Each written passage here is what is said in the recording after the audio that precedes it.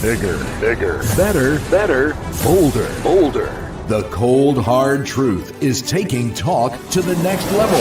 Right here on Bobo 89.1 FM, Cayman's Community Radio.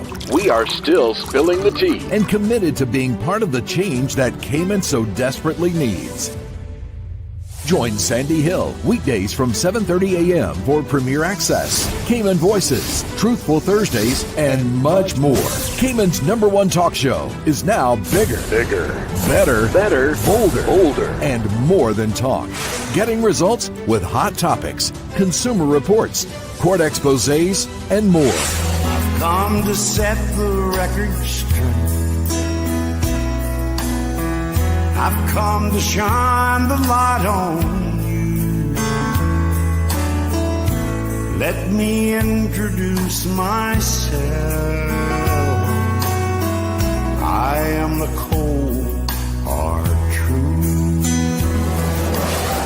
Now, from the CMR studio in Grand Cayman, live, direct, it's the cold, hard truth. Now, join the conversation on 345-936-2626. That number again is 345-936-2626.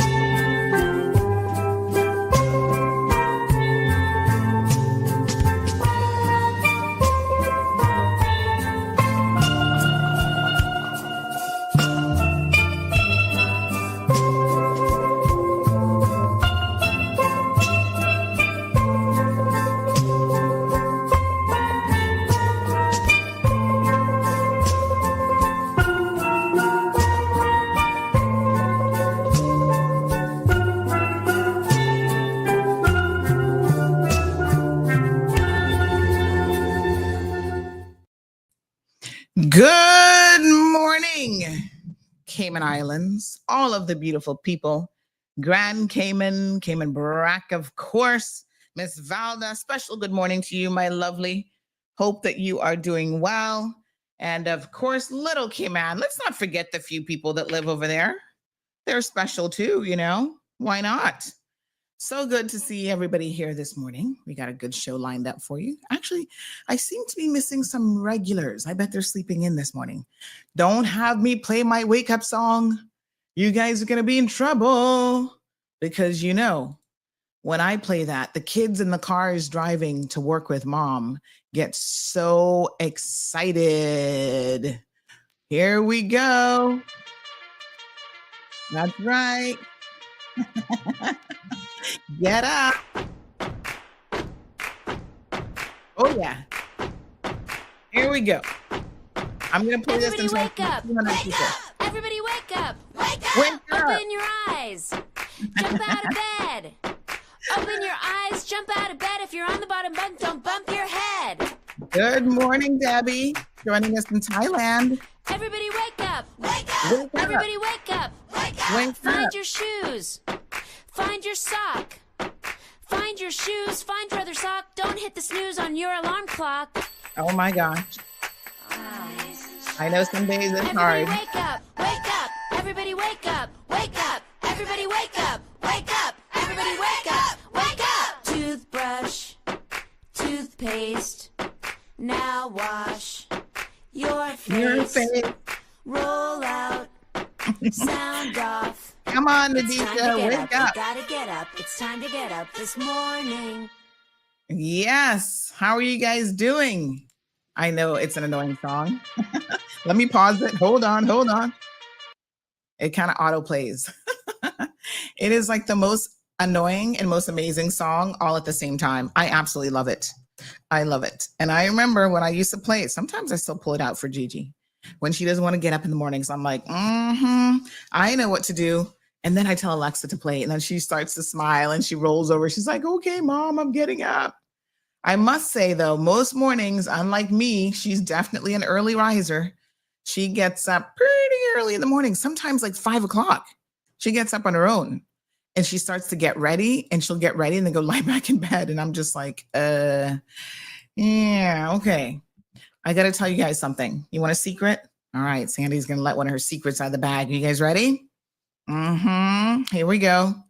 I woke up so late on Friday. Remember Friday? We had Dr. Carlos, an amazing show. I mean, listen, the amount of comments and calls and messages I got all day long, phenomenal show. I woke up at 7:27. The alarm went off, snoozed it, not snooze, put it on mute, like, okay, I'm up, turn it off, rolled back over and went back into a deep sleep. And for some reason, exactly at 7:27, I got up and I looked at my phone. I was like, oh my God, I jumped out of bed.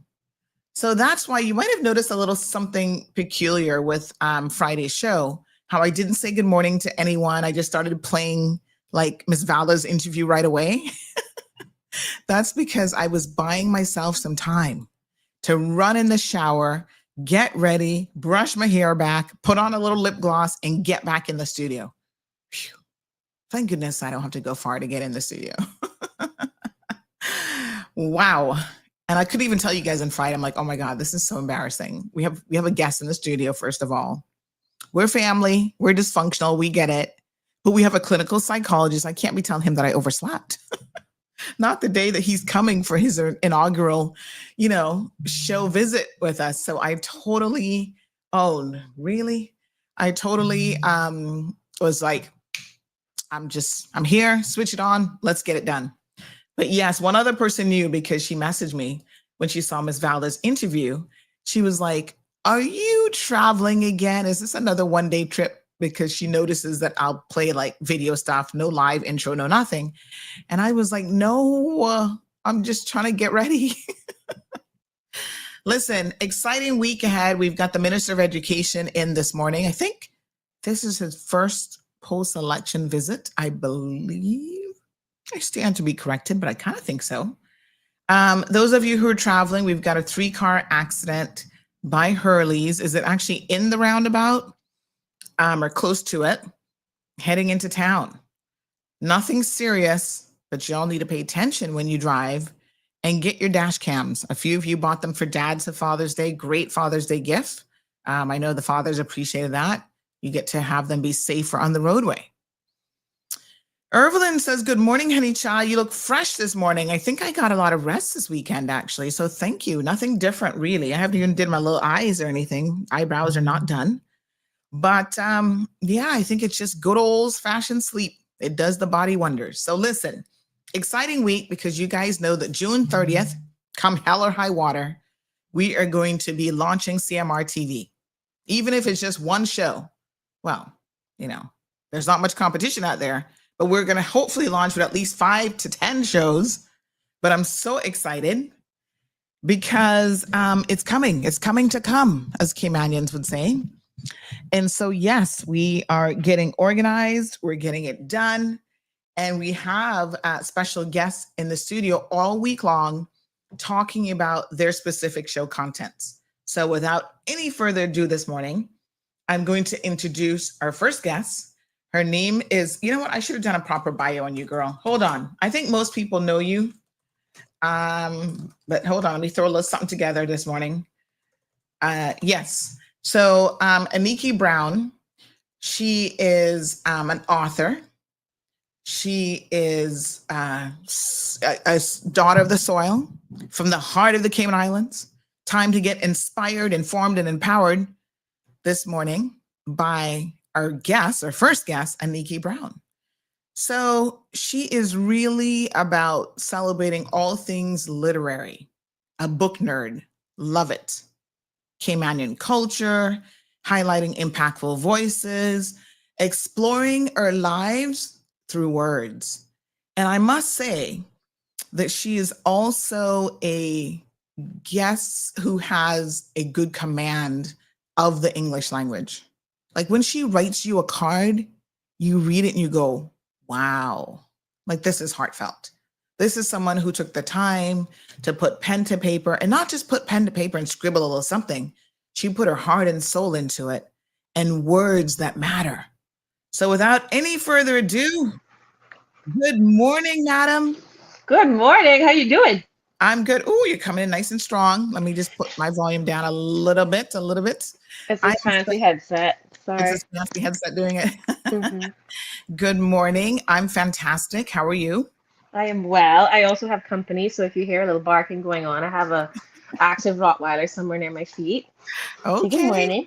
We're a dog-friendly show. We welcome all dogs virtually. So good to see you. Now I'm going to get you to tilt your camera just a little bit down for me. Okay. I'm seeing your AC vent and I want to see more of you. Oh, fantastic. There we go. Beautiful, beautiful, beautiful. All right. So thank you so much for joining us this morning. You are going to be one of the, I should say, numerous really content creators on CMR TV and eventually CMR Radio. But we are so fortunate to have you join the CMR community. And I want you to tell us a little bit this morning about what it is that you're going to be doing. So first of all, I was talking about your love of all things written. So tell us, where do you think that love comes from? Ooh, so my parents were readers, and I know that they read to the belly. They were the kind of obsessive readers that would read to their pregnant belly. Yeah. So my brother and I were raised with books. And funny enough, long before audiobooks were a thing, we would be listening to books on tape sometimes as well. And I remember one of the things I'm featuring on the show is going to be, what is your first literary memory? And my first literary memory is, and I know I'd been reading, I had been absorbed by books long before that, but my first reading memory was getting in the car. I was in, I think, reception or year one from Savannah Primary School, and saying to my daddy, I can read. Like they had closed out, they had closed out a series of a lesson plans, I guess, on reading. And the teacher had announced to us that we now have everything we need to be able to go home and read. Wow. And my daddy gave me a book that was in the car, because there was always a book in the car, and I read to my brother in the back seat. So he would have been like 3 or 4, and it was the golden book, We Help Mummy. I've never heard that one before. So my love of books goes back as far as I can remember, but we were a family that read. And one of the things that struck me, and this might be a little So when I was doing my articles, I was Mhm. working under an attorney who liked to call me Cayman royalty. Mm. And I asked him one day, why do you call me Cayman royalty? And he said, Mhm. because you can read and write. Oh my God, So no. you know I lost my ever loving mind. And that Oh. triggers me Oh. even to this day. Like this is now what, 20 something years later. Yikes. And you know, I had a beautiful conversation with Dr. Steph Fullerton Cooper at UCCI, who Mhm. who is a lecturer. She lectures, I think she teaches English. But we had this conversation about that memory. And Oh she my said God. that is such an unfair statement to make because in the Wow. Caribbean, throughout the Caribbean, Cayman is the one island that I've come across where there has always been a thriving bookstore, Yeah. right? So Yeah. I'm challenging that suggestion in this show, and but despite that trigger, this has been so Mhm. much fun to create. So much Mhm. fun to create. Like we've already filmed a couple of episodes, and I cannot wait to put them out in the world because they're so much fun. Mhm. I mean, ooh, what an insult.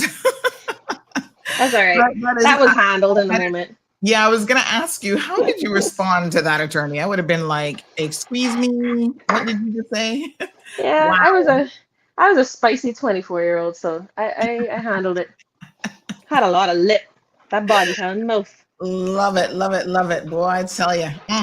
Well, I mean, I think it's so amazing that you have such a young memory of books because I feel like I Hmm. was probably a late bloomer academically with the reading Hmm. and everything. But reading is the foundation for everything that we do in life. Like I don't care if you become like I can't say the same about math or any other subject. Ugh. Hmm. I Hmm. know the math people are like Sandy, really. I Yeah. too I'm a reader. I think we read different things, but I love to read. But yeah, I mean, like no matter what you do, even if you're a mathematician, if you can't read, you're gonna have a problem. You Hmm. need to be Hmm. able to read other people's literary works, other people's scientific papers, and understand it, comprehension, the Hmm. whole nine yards. So I feel like reading is so important to all of our lives. And if you start young with your children and you get them to appreciate the love of reading, especially in a world where like books are disappearing, not books themselves necessarily, Hmm. but Hmm. bookstores. So the other day I was in Miami and someone said, "Hey, can you grab these books for me?" I was like, "Sure." I couldn't But even find where? I couldn't even find a bookstore. It was a Sunday. Yeah. So I guess the few that are left are probably closed on Sundays. But I could not. I'm like, is there one in Dolphin Mall? And I couldn't think of one. I'm like, where are the bookstores? They're hard to find. Yeah, I find that that's a US thing though. Like in the UK, you will Mhm. always find a bookstore, and wherever there's a university, there's a bookstore, and of course there's a university. You trip over one every street corner. And I Yeah. also found my favorite bookstore is actually in Victoria, Canada. And Oh. I cannot remember the name of it for the life of me, but I just remember falling in love with this little place. Mhm. It was near the parking lot in downtown Victoria, and it's actually a revered bookstore all over Canada. But they Wow. had the nicest poetry section I had ever come across. Like I still have books on my shelf Yes. from that store. But I would Um, love to just give you a little bit of a rundown as to what this show is like and what we're about. So yes. we're focusing on Give us not the just title. reading Give us the title first of all, because I love the title. books and bush tea. Love it. Absolutely love it. Listen, man, I'm so in love with this because there's a vibe around books, right? There's Yeah. a centered, grounded, cozy vibe around books, and we're going to talk a little bit about bush tea as well. But Mhm. books and bush tea is such a quintessentially Caymanian name. Mhm.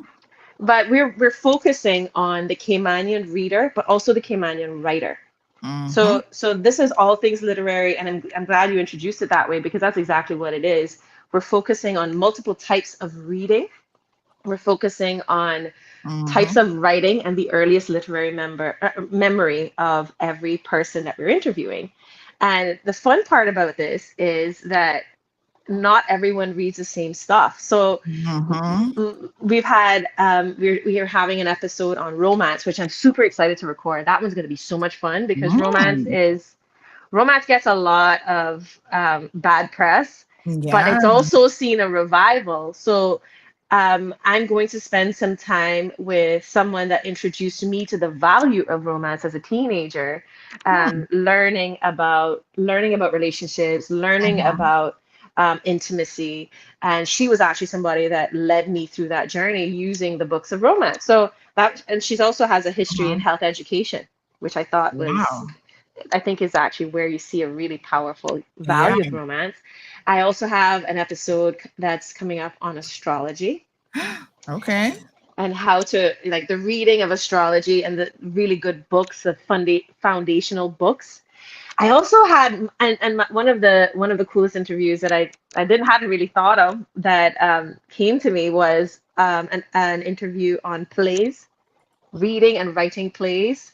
Hmm. And one of the really exciting guests that you're going to see is a part of introducing how to read plays. I always read plays. I read plays. I Mhm. think Mrs. Sigsworth at George Hicks High School introduced me to a Mhm. love of poetry and plays. So that's going to be Yeah. a lot of fun. But I also need to give a shout out to the folks who are supporting me to create this. We Yes. are the Agouti Collective, and there are three of us at the moment. Yeah. And some of you may remember the Agouti Collective from that pre-election video. That was our first Mhm. production. That's where we came to Amazing. be. Just in case people don't know what pre-election video we're talking about the one that literally dropped days before the election that gave everybody goosebumps about Mhm. how women are being treated in our community by certain men in the political arena. Wow, that was such a Yeah. powerful video. So congratulations to your entire team for the production of that video, because Thank you. that had came in like everybody was like, play it again, play it again. It just gave us all goosebumps. So that's wonderful. Thank you. Thank you. And that actually was born from a dream that I woke up from on a Sunday morning. I called my videographer, who is one of the most talented people I've ever come across, Mr. Tevin Vernon, shout out. And he and I produced it in 24 hours and dropped it the day before the election. That is so Um, crazy. Yeah, isn't it? It was a really quick turnaround, but you know what? It was one of those moments where you meet someone and you connect with the purpose that you have for meeting that person. And he has been such a good supporter. I also have someone who's supporting us in the background who is very camera shy, so I'm not sure she'll even let me say her name, but she is really the brains behind the Agouti Collective. Yes. And the Agouti Collective is actually a group. So we're kind of inspired by the Native Sons Collective that created so much art, a generation of art. Miss Nasaria Saku, who's one of Mhm. one of my literary heroes, and hopefully will be one of my guests. And the gentlemen of that group that have created so much art, including Randy Shillette, who's one of my favorite artists of all time. But the Mm. Agouti Collective is intended to be a collective of artists, creators, and our goal is to guard our culture, guard, revive, and bring to life our culture. And we'll be Mm. supporting numerous different types of artists in artist guilds. So Mm. we're in the process of forming. The idea was born of my silent person in the background wanting to have something to share with her children. So Books Mm. and Bush Tea is actually going to be one of our first long-term and productions, and we Love it. have a lot of really cool stuff ahead. And we're working on getting community support and sponsorship to be able to keep our content fresh. And yeah, so I'm super excited about it. It's going to be a weekly show. It's going to air. You're going to tell me when it's going to air. I think Yes, it's, we I said, think I think you got your choice of airtime. So let me just awesome. confirm. So I've Just been let me know. trying to, yes, I'm doing a lot of stuff in the background in terms of like the scheduling and all that fun stuff. Again, Bush and Books and Bush Tea. Yeah. Bush. No, I want to say Bush first. Books and Bush Tea is one of the shows that is being featured on CMR TV. Again, we're Mhm. aiming to launch on the 30th, come hell or high water, as we say. And it might, I mean, there's so much good content. Now, I know that you're in the WhatsApp group with the content creators. Yes. So we are going to talk about what else is coming on board because there's so much Yeah. amazing stuff. And, I get excited about a lot of different things. Like I'm like really I'm not going to say totally 360 person, person, but I'm like maybe a 340 person. There's like that 20% that I'm like, probably sports. And I'm like, whatever.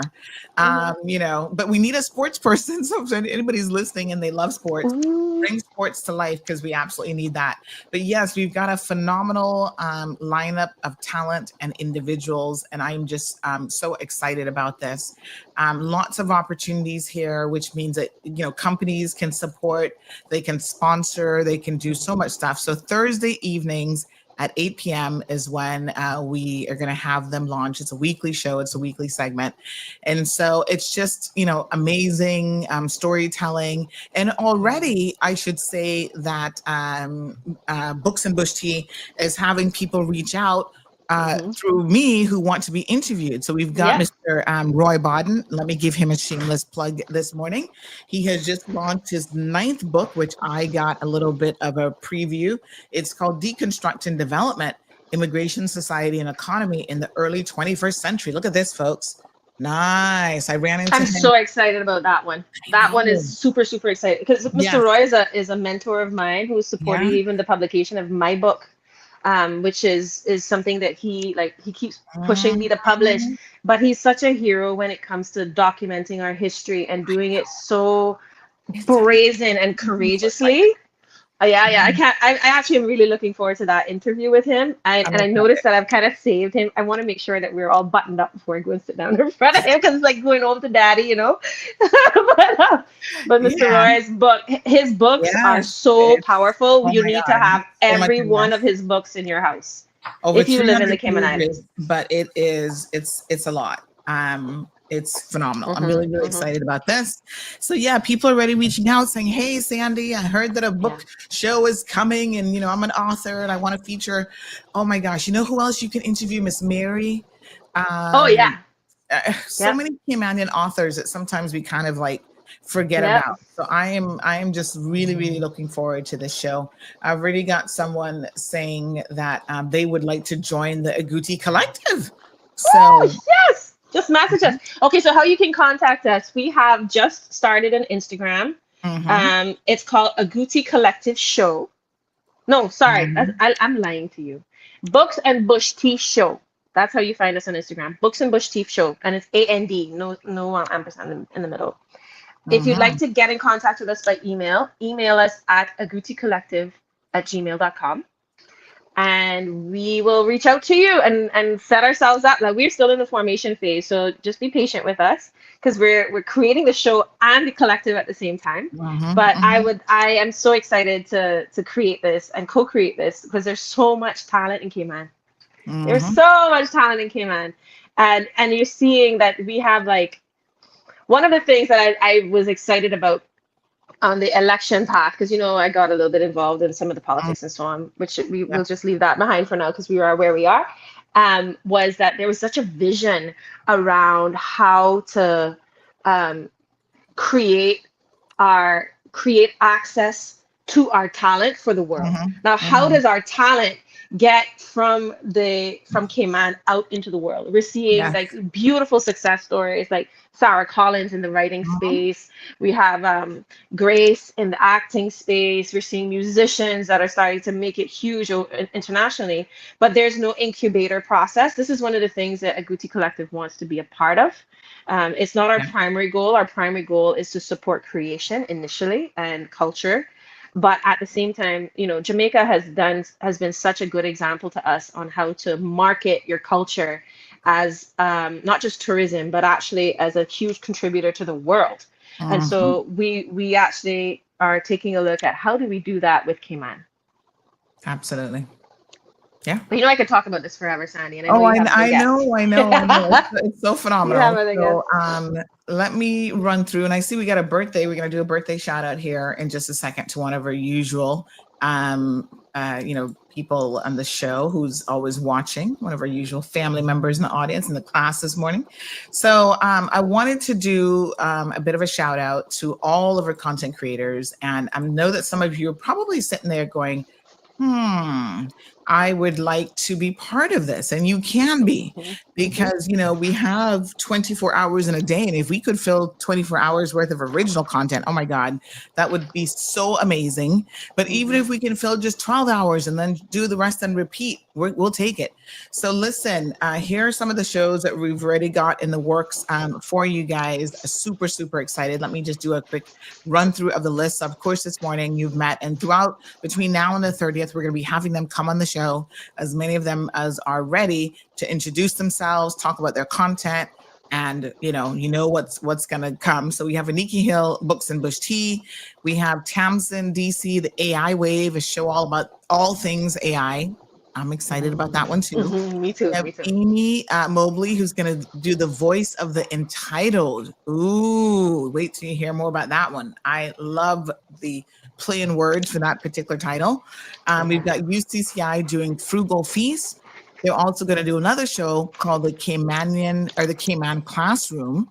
And then we have Elizabeth Evans doing Art Beats. Fun art show. We've got Carla Yingsing, who's going to be doing Fit and Fierce with Carla, an exercise show. And so yesterday I got an opportunity to record with her doing chair exercises. Whew, I'm still sweating from yesterday. Can I just tell you? That was a workout. We have Rayon Francis, who's going to do a show called Authentic, about finding our authentic voices. We've got Leanne Tibbetts. She's going to be doing the Proverbs 31 podcast. Dean Ramoon is doing the Vision Room. We've got Thomas MP from Bermuda, Thomas Famous, who does Territories Talk, and that's been on CMR for a while. Now it's going to get a proper space in the lineup. Dr. Wilton McDonald is going to be doing GTR. We have Jermaine Jackson. I don't have the title of his show yet. He's still thinking about it, but his show is going to be around entertainment. So music and entertainment. We have Glenn, who's going to be doing a show called Tech Fanatic. Super fun. And we have our Filipino crew, which is Sunny. Let me see. There's 3 of them. They're doing a 3-person show. So it's going to be called Pep Talk with SSS. And it is Sunny, Mr. Michelle, and Ferdy. So Sunny, Michelle, and Ferdy from the Filipino community. They're going to have a show focus, on all things about people, events, Pinoys, places, and diverse range of topics around their Filipino community. And it's going to be twice a month, Saturdays at 7 p.m. So excited about that one. And let me see what else. I know I'm missing something else. Hold on. Let me go back here. So it is just a phenomenal lineup, like I said, and we are just like super, super excited to be featuring all of these individual creators. They're doing different things in their own way. Of course, the Cold Hard Truth will be on there.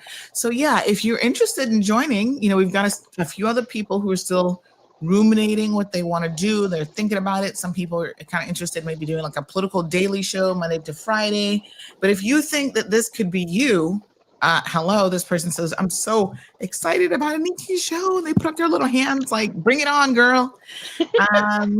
So yes, very, very thrilled about this. So it's fantastic. I love it. And several cooking shows. Oh, Paula, good morning. How can I forget? We're going to have so Cooking with Sandy. Then we're going to have the Frugal Feast, which is a show that UCCI is doing on how to feed a family of like 4 on a budget. All of us need to watch that. We've got, who else is doing? Mr. Alfonso Brown. He's going to be doing his show around Caymanian cuisine. We have Jessica from Fresca. She's working on a show idea as well around food. So we're going to have a couple food shows, which I really love because you guys know I love me some food, honey, chill. And you mention the art one? There's an art one that you're doing as well. Yes, Elizabeth, I mentioned that one. That one's really sorry. Good. Yeah. That's my favorite so far. So, so that'll be like Saturday mornings. We're looking at a culture show, several kids shows. So one for the younger kids, one for the teens. Listen, this project, when I'm not on here, I've been living this project, breathing this project. It is alive and well. And it's something that I've been talking about and thinking about for a number of years now, at least back to 2022. We kind of like waited, and then, the timing now is just perfect. And so all of these content creators are coming together under the CMR TV community.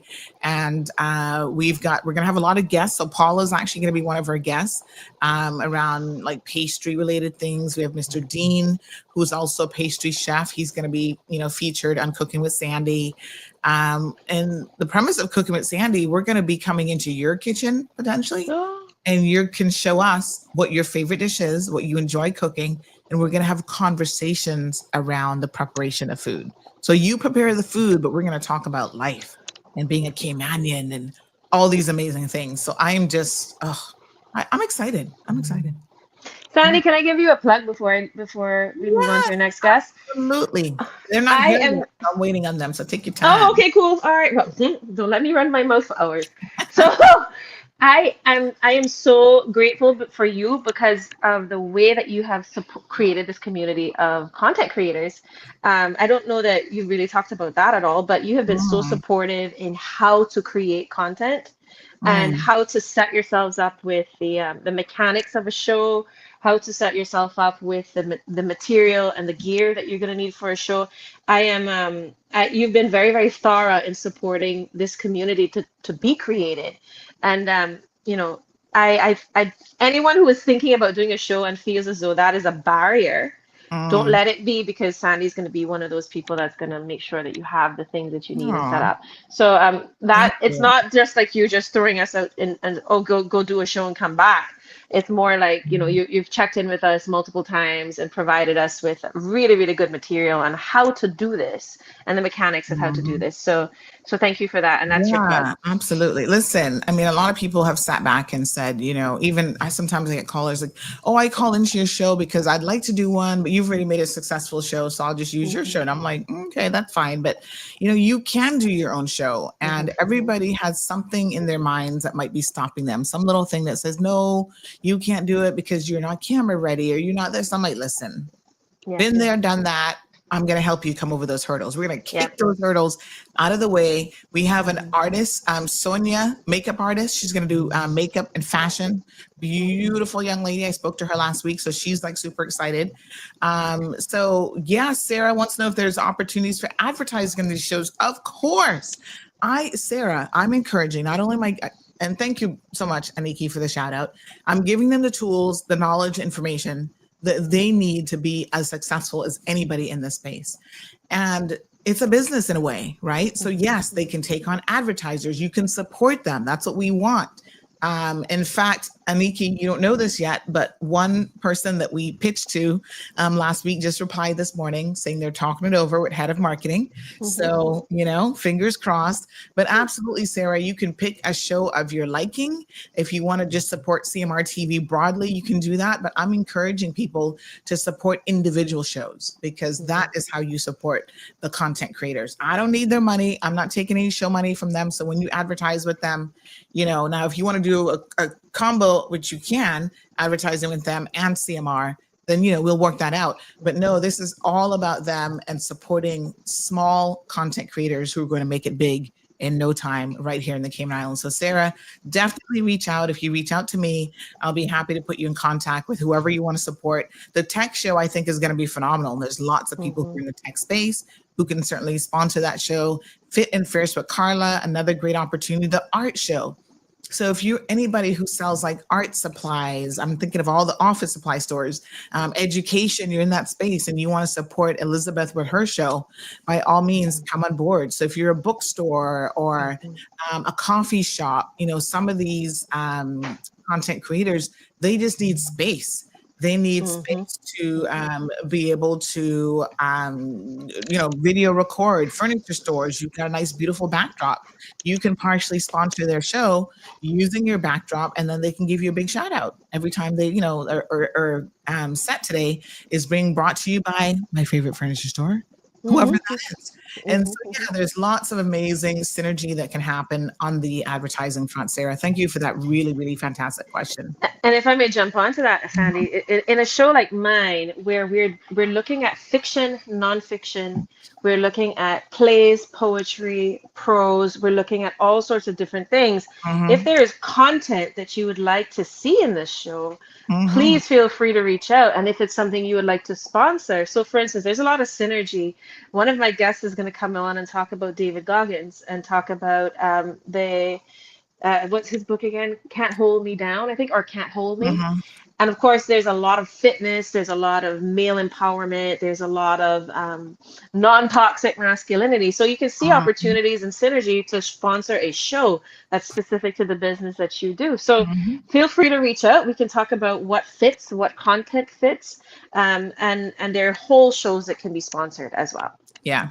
And one of my fun things I'm going to do for the kids shows, I want people to read to children to really encourage them. So if they see people reading that they kind of know, like, oh my God, that's the Minister of Education. He's reading a book. So Mhm. kind of playing off of your idea in a way, but we were going to do this Yeah. regardless, is just Yeah. having, people in Cayman, prominent people read their favorite book or maybe their first book that they remember. As Mhm. you say, that kind of first memory, like what was your favorite book as a kid or your first book that you read, and having those individuals read to children, just to open up their hearts to how much fun reading can be. Now, you mentioned, and we're going to get ready for the minister here in a second, but you did mention the romance novels. I have to tell you, traditionally, I have not been a person I was never into romance novels ever. I always read true crime. In high school, I was a huge true crime fanatic. I Uh-huh. swear I read every serial killer book that there was ever written. I was fascinated.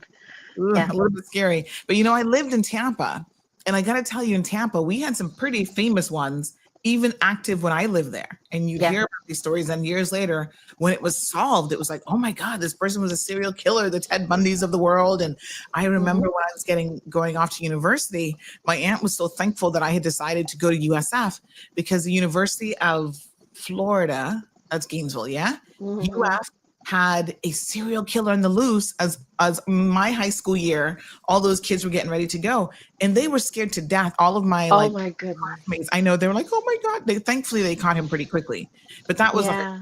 a crazy situation. So Yeah. I was into like true crime, academic stuff, the self-help books and Mhm. school Mhm. books and whatever.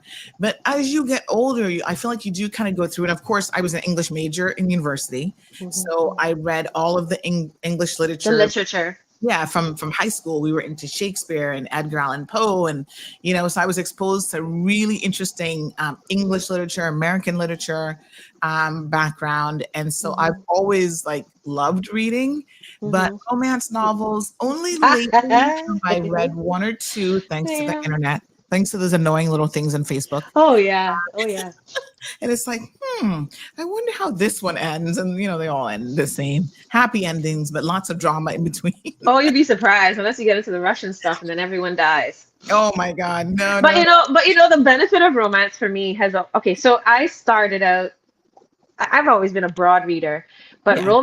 romance I found had a period of time in my life when it was useful, Uh-huh. and I find that where parents are uncomfortable with the sex talk or with discussing toxicity in relationships, sometimes that's actually a really good time to just slip a book somewhere.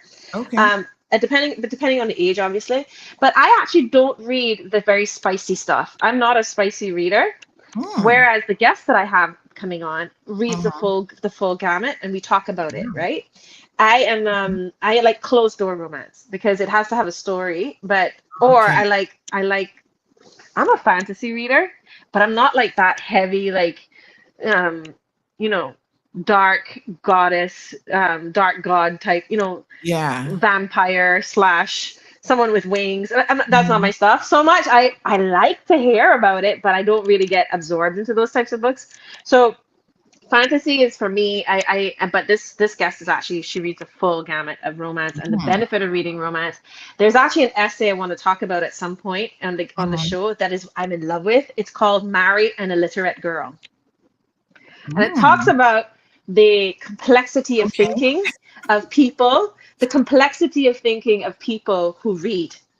You can't lie to someone who reads. Because Oh, they understand nuance. You can't manipulate someone who reads because they have seen this before, even if it oh wasn't my in their own God. life. So It's true. such a good book. So it's such a good essay. I'll send What's you the the link. title of it again? Mary and a Literate Marry and Girl. a Literate Girl. I'm going to send it to you because I feel like this is something Listen, that needs to be in the men do, wider community. men do that anyway. Like we know this. Men Yeah, don't I like know, titles. but it's kind of like a side. Love It's kind of that. like a backhand title Yeah. because he speaks to just how dull life can be. Yeah. And Yeah. just how when you get on the rails of someone that just Yep. does not challenge your thinking. Mary, So a smart girl if you want life to be interesting. yeah. So marry the literate girl, but it speaks to the ability of romance to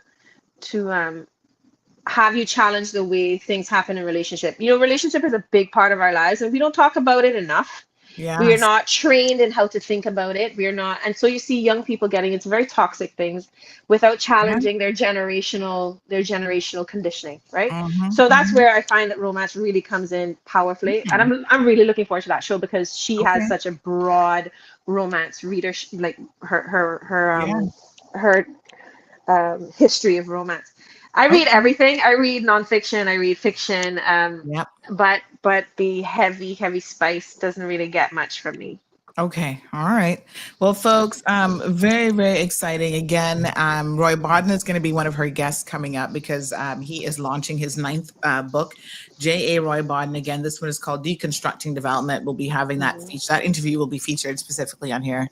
We're very, very keen to support all artists, but of course, all writers. But Caymanians obviously have a very special place in our heart because it's difficult for Caymanians sometimes to get into the space. And so anytime we see Caymanian, doing their thing, writing their ninth book, writing their first book, writing a poem, a poetry, whatever. I don't know if did you get a copy of that one book that was put together with our kids during COVID where they were writing, No. oh my God, I have it somewhere in my library. I need to find it. And they were writing, I think it might have been a little competition or something in school, but it's so interesting to see how the experience of going through COVID had an impact on their writing. And so someone actually put a book together and they had like different schools, different ages, kids from government schools, private schools, all over contributed to writing short pieces for that book. So it's really amazing. I will dig it out because I know it's in my collection somewhere. Yeah, please do, because there are a bunch of writing competitions that we're very likely to bring up as well, because CLM Publishing, my publisher, has hosted a number of events for all of the schools to participate in the writing competitions, and they usually publish on an annual basis as well. But this is something that is also a part of Cayman culture. When I was a child, we had an annual publication of Caymanian young people writing, because we did the Festival of the Arts, the Children's National Festival of the Arts when I was growing up had a writing component, and it was very, very, very popular. I have the best of 21 years. And I can see all of my generation of writers, and I'm actually going to probably start to poke at some of them to see, hey, are you writing still? And see what we can bring into the space and bring back to life, because there's so much talent. Cayman is so talented when it comes to writing. Absolutely. Yeah. So we have a couple comments that are coming in around this. Thank you so much. Dr. Wilson McDonald says, great interview. Shaka Zulu says, will there be a law-centric show that will benefit the general public as a whole? So this is a fantastic question. And it's so funny that this question is being asked, because just this weekend, Marlon was saying to me, Sandy, you need to have a Court Matters, a show called Court Matters. And I thought, oh, yes, but I mean, I can't do everything. So I'm encouraging, I would love for lawyers, like a qualified lawyer, to do this show. Now, we have, the people over at Broadhurst. I know they will increase their presence and their participation. So maybe them, I'm going to talk to Kyle and his team to see what more content they may be willing to create. But in the litigation space about stuff that happens in court, sometimes we'll do it as a mini segment of the show, but really having a dedicated show around that would be brilliant and amazing, understanding the elements of a contract. Oh my God, yes. So Shaka, wonderful idea. most certainly something that we can do. Another commenter all over in the UK says, Sandy, I'm so glad to see our people supporting one another. I'm excited for CMR TV. So proud and thankful for you. Thank you very much. And I want to remind our Caymanians and other content creators far and wide, you don't have to be in Cayman to be part of CMR TV. This is a worldwide initiative. So we've got Dr. Wilton McDonald. He's all the way in Poland. He's going to be doing a show. We have Glenn, who's in the US. He's not Caymanian, but he's doing a tech show. So we have a very broad spectrum of people. The technology that we have access to now does not stop you. You can be anywhere in the world, create content, submit content, and be part of CMR TV. So we are in talks with King, who lives in the UK, to see if he wants to do something. People are coming out with a few other names for shows. Binding Arbitration, Mall Road Justice. Mall Road Justice sounds so good. I like that one. I like that one a lot. This person says Balika and Denny should jump on this CMR TV idea. A lot of you, I think, need to jump on it, but you've got to have the time. So there is a time commitment, obviously. And I really leave it up to the content creators themselves to do what they got to do. So I give you the tools and I will hold your hand up to a certain point. And then, like a good mom, I'm going to let you go. So Dr. Carlos from Friday's show, he's thinking about doing a show. Oh my God. Did you get to watch Friday's show? I didn't, not yet. I plan to, though, because there are a couple of shows I need to catch up on, because we also have an episode to review as well. Yeah. I mean, he was fantastic. Absolutely fantastic. But so I just want to say something else before you go on, because something I don't think we've mentioned is that it doesn't have, so you talk about the time commitment. I've committed to a weekly show.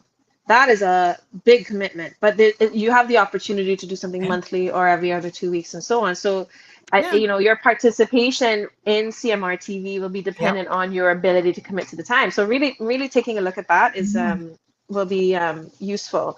Yeah. But it doesn't have to be weekly. You don't have to come up with 50 whatever number of episodes. So there's a space for bi-weekly.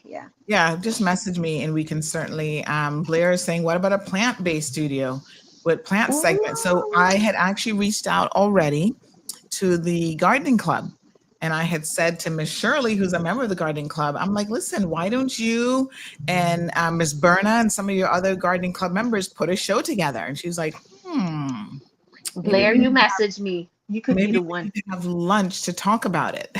But Blair actually has plant-based studio. She would be a great one. If you don't get your responses, she'd be the one. So you called yourself. I'm calling you out, girl. You call me. She was a plant-based studio. Yes, that's her. That totally missed me. I was thinking she was doing a plant-based studio show. I love it. I absolutely love it. Thank you, Blair. Yeah. Okay. I'm going to reach out to the gardening club again. I'm going to talk to Shirley. And somebody else is asking, can they read stuff that they've written? Yes. Oh my God. So listen, in addition to that, we're giving the government space so the government can come on. Hopefully every single minister can do Minister Matters. So they can come on and talk about what's happening in their particular areas of responsibility and the whole 9 yards. On that note, Mr. Rolston has been very, very, very patient. So Aniki, thank you so much. Thank you. Blair, reach out to me. He's on WhatsApp. Very much looking forward to all of these shows. Books and Bush Tea. Again, you can come on board as a sponsor. The Guti collection is putting this on, and I am super excited about this particular show. Throughout the week, this week and next week, we'll be featuring a lot of the different content creators who are planning to be ready to launch with us that week of June the 30th. So that is when we're kicking it off. All right. Be well. Thank you for having me. It's been a pleasure. Thank you so much. And somebody said, wasn't this the same lady you blasted for not paying her staff on the farm? No, that was somebody else. I can't remember who she was. No, I'd like a nice farm if one's going. I'd do that right now. Nope, that was not her. That was somebody else. I think they're confusing you because you do look a little bit alike. I can't remember.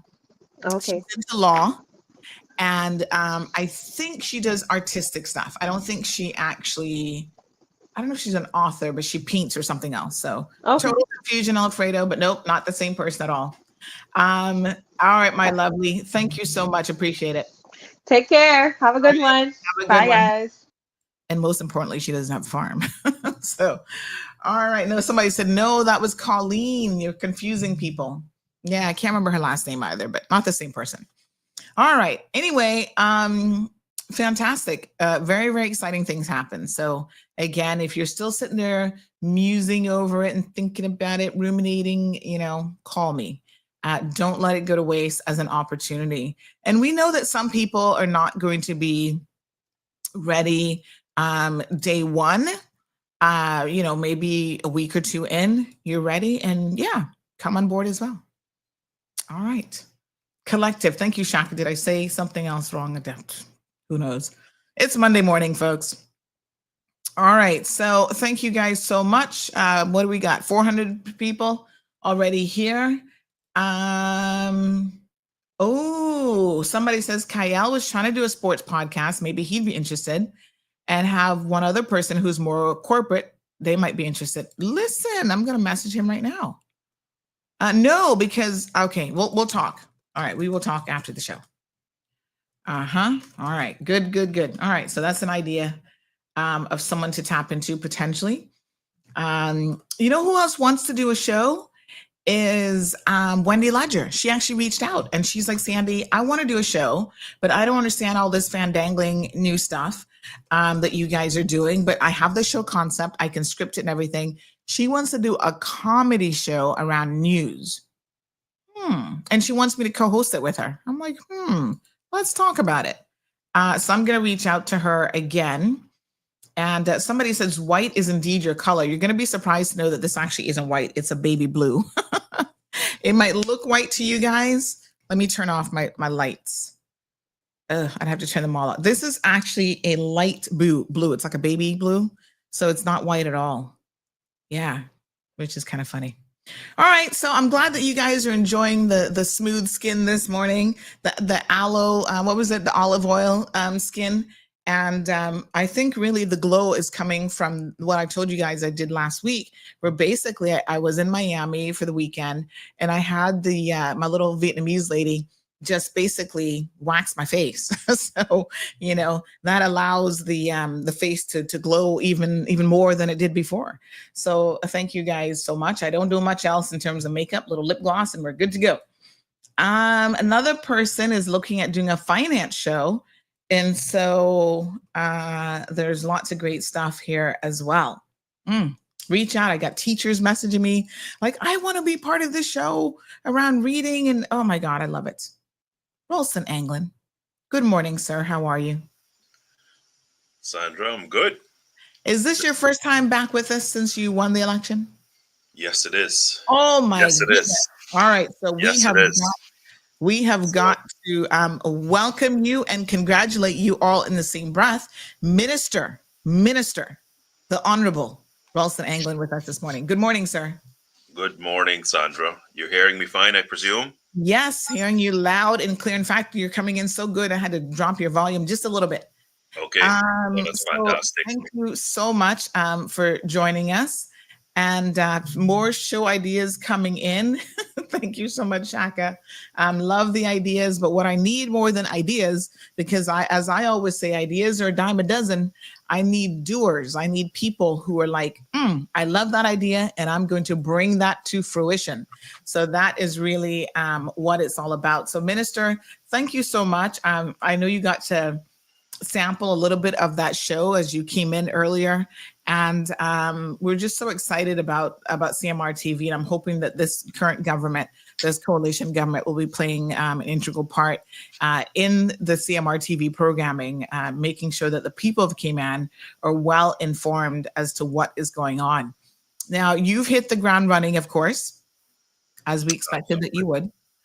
And, one of the things that you campaigned on was the significance of being able to hit the ground running as an elected official. So someone who had the relevant experience, the sort of resume, the qualifications, and the ability to not have to be in training mode for the first 3 out of the 4 years, but no, they could get into a seat and start to action things immediately. And I know that certainly within your ministry and even overall as a government, you guys have been putting, as we say, the pedal to the metal and getting quite a bit done already. So let's talk now, if we can, about a couple things that you've got going on in your ministry. One of the things is let me get the proper name, Future Teachers Campaign. That's right. Yes. So Sandra, obviously, there's a lot of big policy positions that are going to be taken over the next 4 years. There's a lot of big policy work that needs to happen. But we thought that we would start with the basics. We're running right into summer. Schools are coming toward an end. Children are taking their final exams. So I didn't really want to be very disruptive, right? Because an April election has a real disadvantage in that sense, because you're coming toward the tail end of a school year.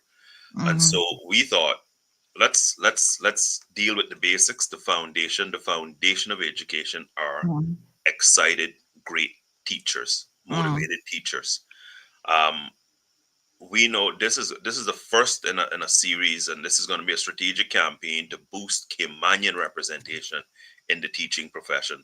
We want to build a strong, young, energetic cohort of Caymanian teachers, and our theme is educate, empower, elevate. And if you think about that, that's the journey going through an education system. To educate, to become educated, empowered, and elevated. And it's all being elevated through the education that you've received. There is a global shortage in teaching, and there's a very interesting study, Sandra, in the US by Kraft and Lyon 2024. And they're attributing the global shortage much more on the fact that there's such a global shortage of declining interest in the teaching profession. So this just isn't a Caymanian issue. This is an issue that all countries are facing. Of course, it becomes so much more obvious when we already have such a small population pool to draw from. And when you take a few hundred children and you look across the wide range of interest they have, even if we may have a decent percentage of children being interested in education as a profession, it's still a very small number, because our base numbers are just so small. So we accept, and I think for a long time as Caymanians, we've accepted that there is a real challenge around attracting people in the teaching profession. But I tell you, Sandra, there's a few small things that we can do that would actually assist a lot of people. Yes. You've heard me, well, I haven't been on the show, but I've said it publicly in a couple of other forums, including graduations. One of the things that I'm going to be looking at is parental engagement, but also parental accountability. If there's anything more demotivating for a young person when it comes to the teaching profession, is to see adults who are parents of their peers coming on a school campus behaving inappropriately. Can you imagine seeing that? Even if you were interested in teaching, you might then very well say to yourself, well, for me, I'm not going to go through that.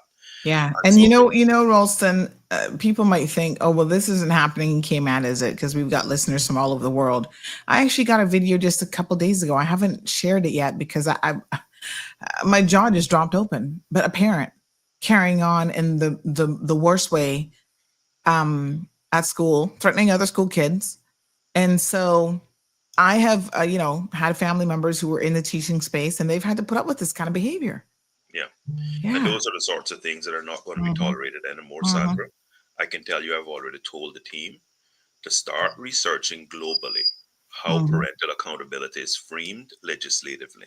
But let's get back onto the main issue that we're talking about. It's about Caymanian educators who are going to bring that knowledge and understanding of our local culture, having close ties to our community to ensure greater commitment to their jobs and stronger student teacher bonds.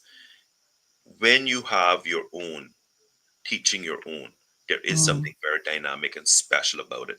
It creates those long-term role models for our children.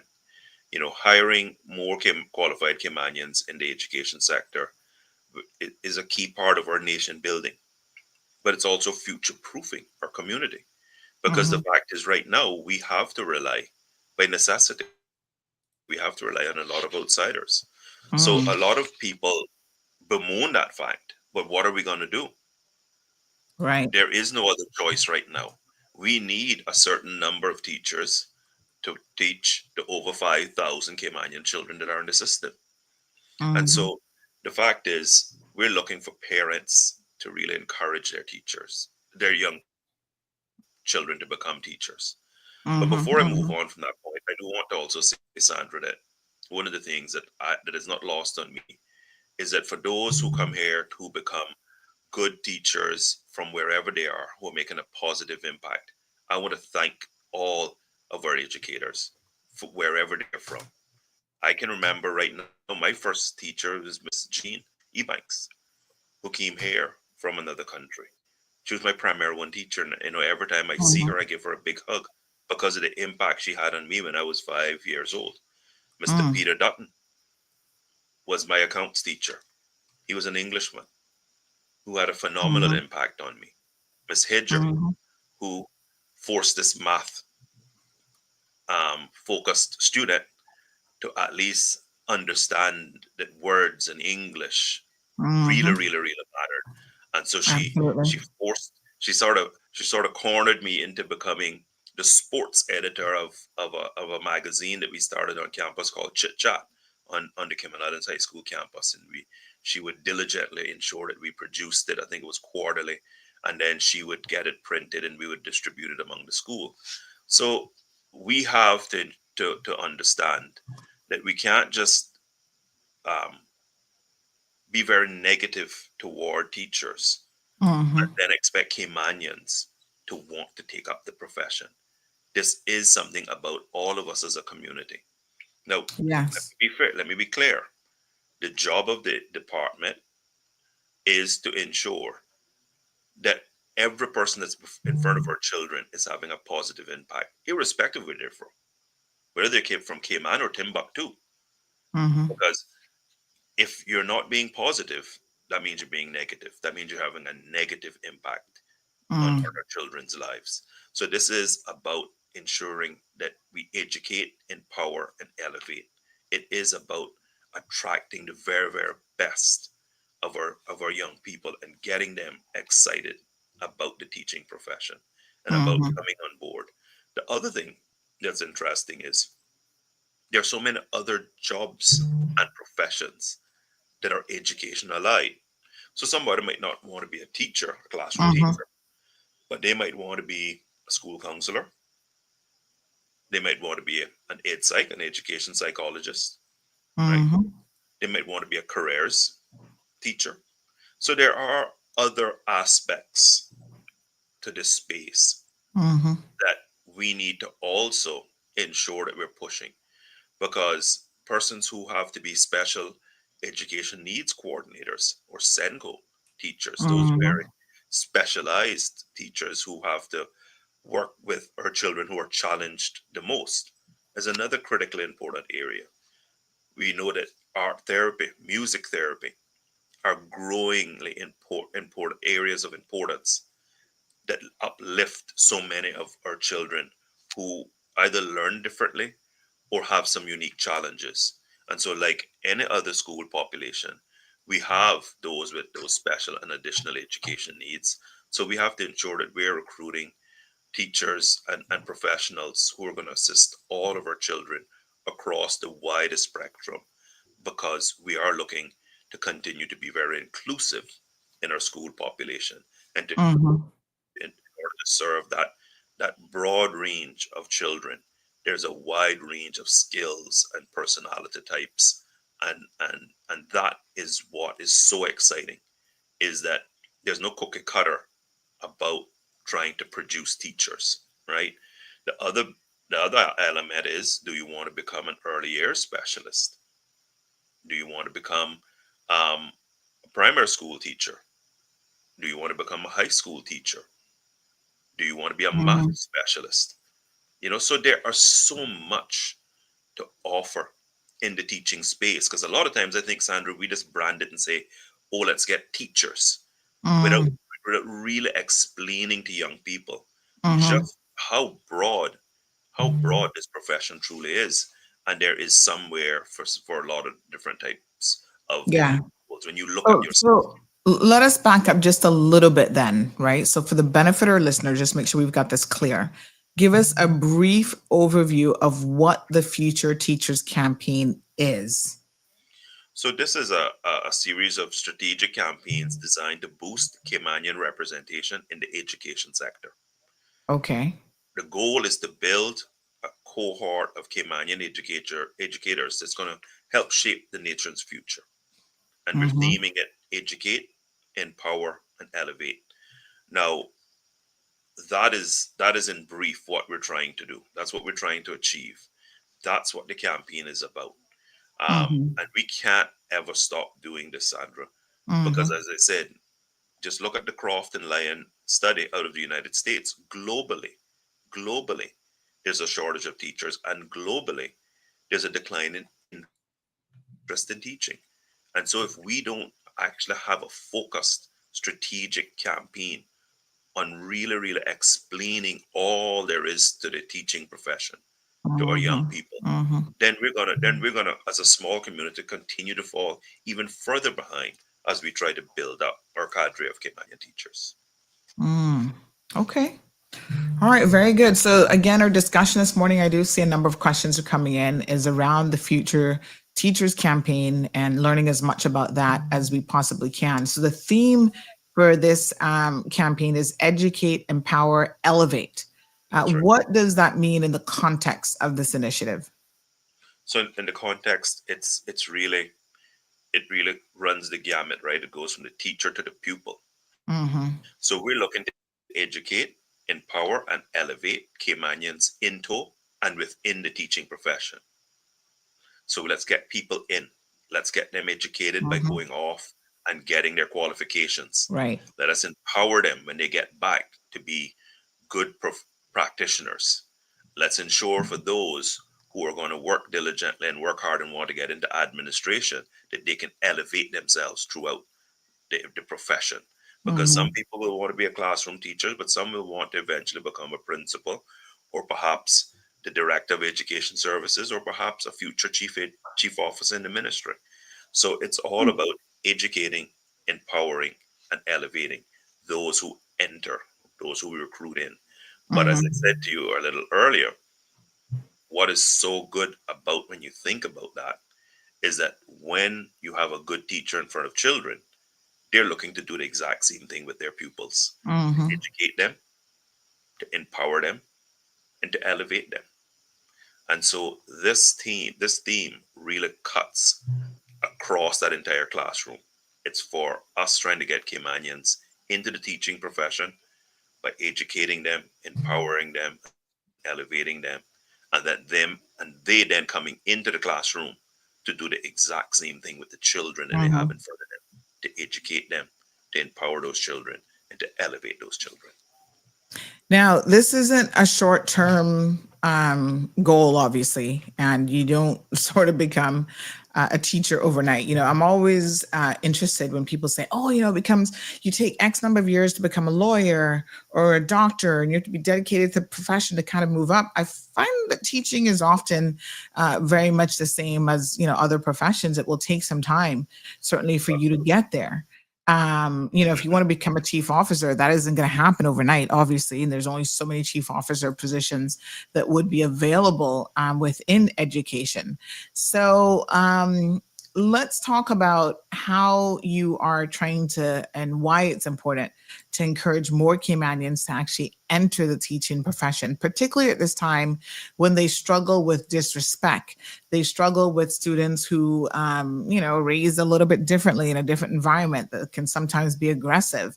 It is next to some other professions, it's probably the most ungrateful of professions in the sense that the community doesn't tend to value teachers as much as they should.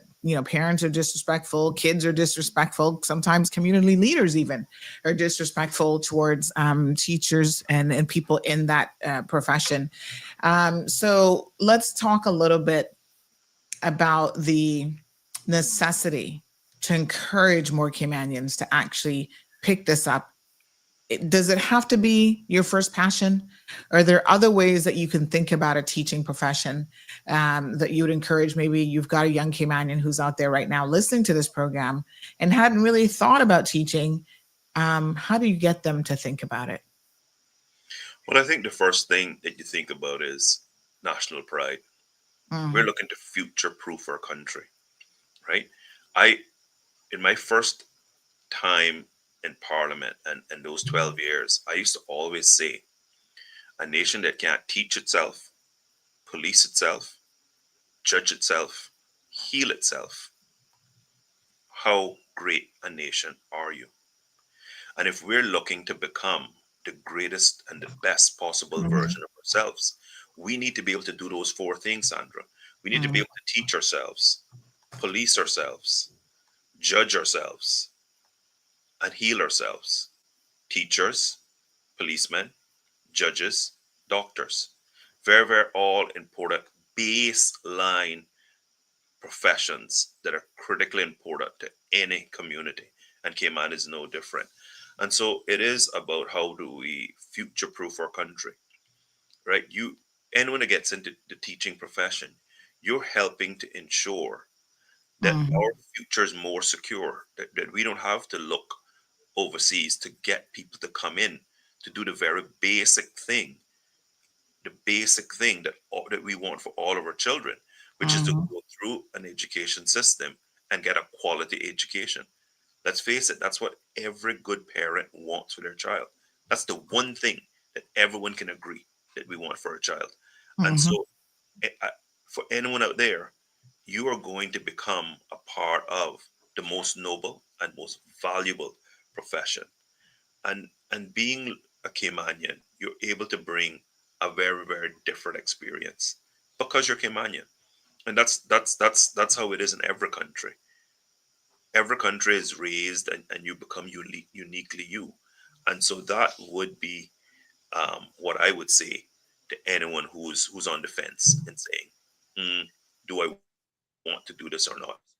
If you feel like you have that passion for learning, that passion for passing on knowledge, that passion for dealing with either young children or early teenagers in whatever context, whether it's the teaching, as I said, sometimes it could be being a school counselor, an education psychologist, because those are also very, very critically important areas and other areas that we need to attract Caymanians into.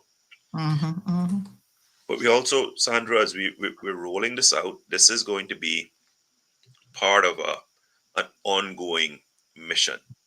You used the word value a little earlier. When I was Minister of Education, we had a similar campaign, and it was valuing education, valuing educators. And it was getting to the basics of saying to Caymanians, do not look at life and value a job or a profession. Value the journey to get there, which is how you truly value education. Value the key partner that you have to get there, which is your teachers, right? And so this is more focused specifically on the profession. We're going to come to education and how we re-engage people to understand you can't just want the outcome. You have to be an active participant in the journey. And there can be no greater part of that journey than being the teacher that sits in front of that classroom, and in a very short time you get back the type of thankfulness that very, very few professions can get. As I said, how many of us can remember someone from when you're 5 years old that wasn't a member of your family that you can look at and say, wow, that person had such a profound impact on my life? And I can tell the world is my primary one teacher. Mm-hmm. Now, Sandra, the campaign does have 3 distinct phases. Yes, we were going to get to that here and talk a little bit more about the information sessions as well. Absolutely. And so phase 1 begins today. And so this Mm-hmm. is the beginning of phase 1 right here on CMR. Okay. So this is running Monday, 16th of June through Mm-hmm. Friday, the 14th of July. And our target audience is high school Mm-hmm. students. Okay. And we're looking at high school students from years 9 through 12. Mm-hmm. And it's focusing on early awareness of available opportunities, the UCCI pathways to pursuing studies in primary education and in local scholarships. It's Mm-hmm. also going to include information sessions at Clifton Hunter, John Gray, and the Lehman Scott High School, and an open house at UCCI. We're going to also we're going to launch a peer tutoring program in government high schools to give students that sort of hands-on experience with teaching Mm-hmm. and instruction, where a student, will assist someone else who's younger than them, who's struggling. And so Mm-hmm. that in and of itself, I think, is powerful. We used to have this. It used to be called pupil teachers in my Mm-hmm. mother's generation, right? They used to always call them pupil. I remember hearing Mama talking about pupil teachers. And this is a similar type of concept where we're getting strongly academic students to help Mm-hmm. their peers. And that sort of one-on-one a lot of times causes great breakthroughs with other children. But it Mm-hmm. also on the other side gives those our students an opportunity to just get that first taster to what it would be like to actually be a teacher. Mm-hmm. And this is going to commence across secondary schools, including SciFec, for the 2025 and 2020 to 2026 teaching academic year. Okay. All right, very good. We got some comments coming in, which we'll get to here in just a second. Phone lines are open 936-2626. We're keeping the conversation focused specifically this morning, folks, around this Future Teachers campaign, which kicks off today, as the minister just said, the first part of it. So there will be some information sessions being hosted at the 3 high schools, and we've heard a little bit about that first phase and how that will work. Now, one of the questions that I'm getting, which I think is a pertinent question, is someone is asking about what about tertiary education opportunities for Caymanians? So people are saying, they're interested in UCCI. How can they, they're already in the workforce. Maybe they're in their 30s and 40s and maybe even a little bit older, but they would love to be able to get involved in teaching adults, university children, or university young adults, I should say, or, the adult age at UCCI, I'm sure, runs the gamut. How can they break the barrier in terms of Caymanizing UCCI a bit more? Absolutely, Sandra. That's a great question. And in fact, just later on today, I'm getting my briefing on UCCI and getting an update of the state of play of UCCI.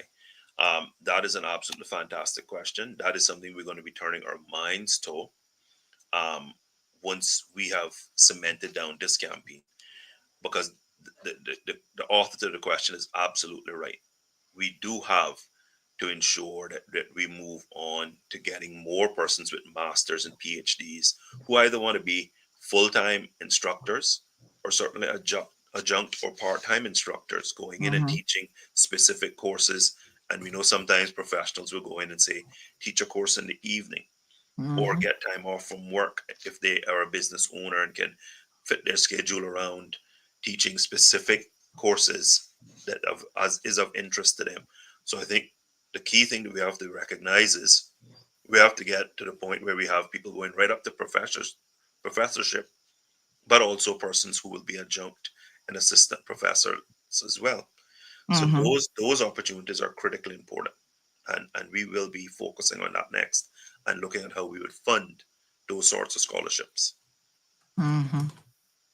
Okay, very, very good. So some great questions there.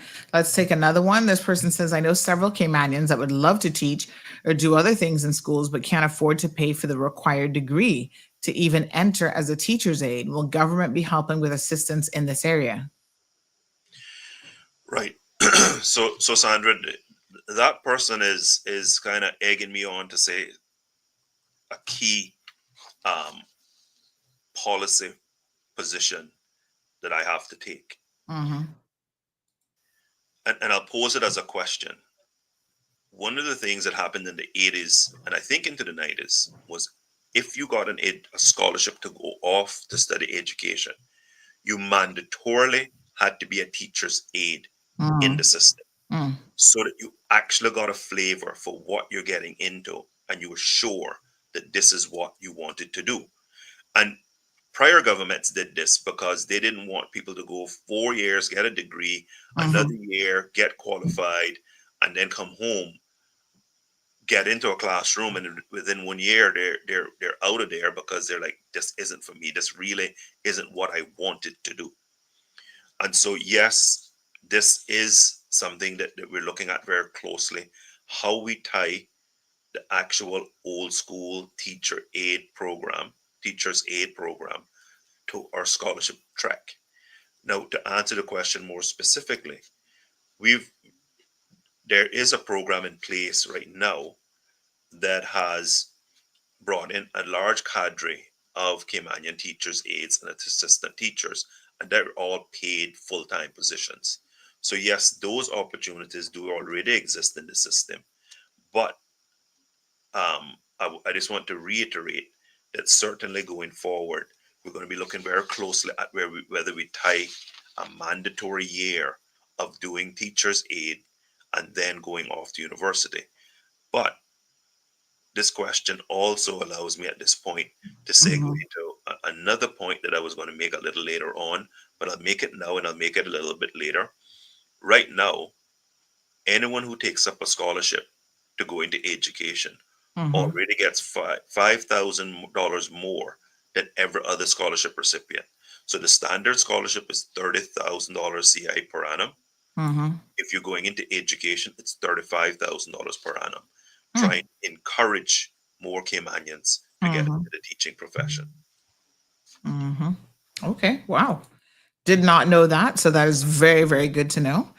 Stephanie says, do school counselors have what's called an IGP process in place for middle and high school students? IGP means individual graduation plan.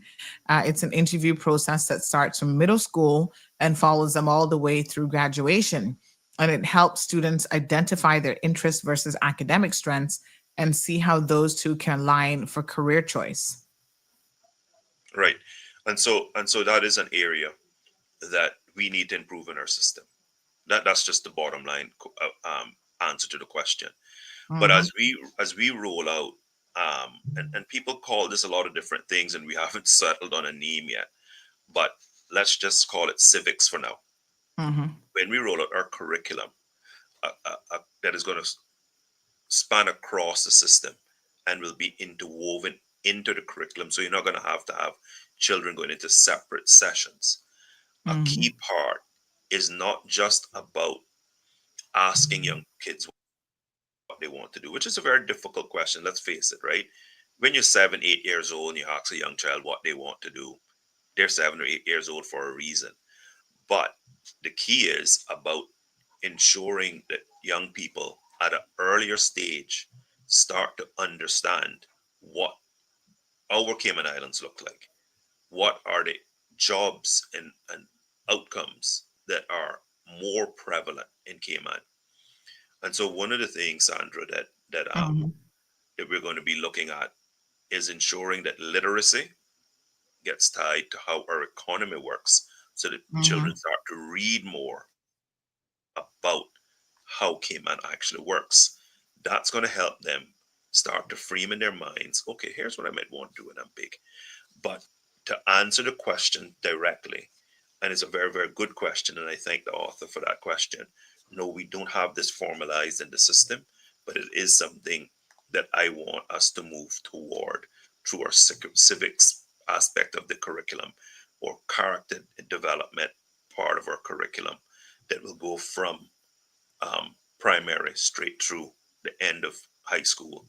And that'll give Mhm. us some interesting information as well when we start to study that longitudinally to start to see how much change there is. And there usually is a lot. Because let's Mhm. let's think about ourselves.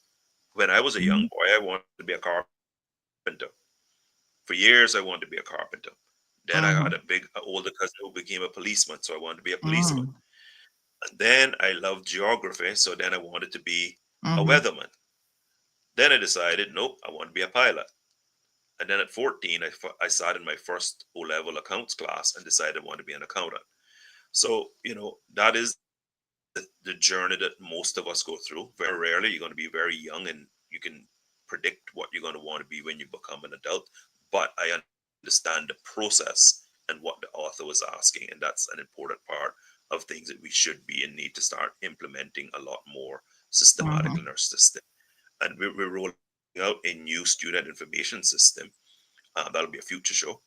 Um, but that's going to help us be able to track data that goes with every child throughout their school journey as well. So you can start to just see those sorts of things. And actually, as the author of that previous question say, counsel young people Mhm. toward, and let's face it, I don't want to go on a tangent here, Sandra, but toward things like hospitality, which we know Caymanians are running away from, when in fact that's one of the most lucrative areas once you can get Mhm. in and become a high-end server at a grand old house or whatever. So that's part of what I know the author of that, or I believe what the author of that question is asking. Because when you have that systematic within your school, you actually start to ensure young people start to really become focused on what's available in their local community and will assist them Mhm. in getting there. But Hmm. phase two, Okay. Sandra, starts in September. Um, Mhm. and we're going to be targeting year 13 students and persons applying for overseas studies Mhm. in the teaching and related specialty areas through an overseas scholarship program. So that again is critically important for us to start at that point, so that so that we can push and make promote more of what's available, so that when young people are applying early next year for their scholarships, Mhm. they will have had a lot of information around teaching and what's available in classrooms to do as a profession. Hopefully, we can change one or two or three or Mm. 5, 10 minds between now and January, when the deadline for scholarships hits. So Mhm. we're aligning all of this to capture our children at specific points and really get more information to them, building up to next year when they'll be going off for scholarships. The next cadre, next cohort, I should say, of children who would be going off. Okay, couple more questions. One says, in light of the declining interest in teaching, how is the new minister using technology, if at all, to assist? Also, we all don't learn the same in a particular setting. So, how is that being addressed? So that's a very good question. I mean, part of how I'm looking to use technology is being on this show right now, Sandra. In the Hmm. old days, this would have been a press release. Yep. I may have done, well, let's put it this way: 15 years ago, definitively would have been a press release, and Hmm. you'd had a few talking points. You'd have gotten it to the Caymanian Compass. You'd got a Compass article, and that would kind of be it. Yep. That We nobody's are going to read. I mean, there's even less readers now than 15 years ago. But yeah. exactly. So I'm on this show because we recognize the power of technology. We Hmm. recognize that people want their information in the way they want it. Hmm. And so people want to stream. And so we're starting this campaign via technology. So I thank the author for that question. And we're going to use technology because we're going to also do some video shorts to be a part of this. We're also going to be hitting the other media houses as well, because we want to get this message Hmm. out. We're going to also use our internal channels as well, all of which will be Hmm. on social media also. So Hmm. we to the point that the author is making, we're absolutely positively going to use technology. Now, the second part of their question is a very interesting one. Hmm. Cayman, one of the little known things is Cayman has more technology in classrooms than probably most countries in the world. What we have not done is we have not taken a step back and measured impact, or whether it's impeding teaching and learning. What do I mean by that? Sandra, it's all good and fine for a government to get up and say, there shall be a laptop for every child. Does that mean you're going to learn more tomorrow? So, it's good PR. Let's face it. Let's be blunt. Let's be honest about it. It's good PR. What's the impact? It's all good and fine to say you're going to do something that makes people feel excited and say, that's what we need to do. Are teachers ready for it? Are teachers ready for it? Are teachers ready to roll out education in that way? I don't know. And one of the things that we're looking at very critically at this point is, first of all, at what ages should this be happening? Right. Should it be that it's simply a static laptop that sits in the classroom versus having to have yet something else for parents to have to? I got feedback already from parents of primary school children who are saying to me, listen, I have 3 children in the system. I now have to manage not only getting them to school and making sure they're keeping up with homework and being engaged as a parent. I have to manage three different devices and the responsibility around 3 different devices. These are the real life examples. And so to the second point that the author made, yes, we are looking at all the different ways in which we impart information. All classrooms in Cayman has a Promethean board. So there is lots of technology in our classrooms. Right. Yeah, I've definitely heard that the effective use of the technology, because oftentimes we're recruiting individuals from jurisdictions who they don't have that there. So they come here and they look at it and go, well, I've never seen this board before. I don't know how to use it.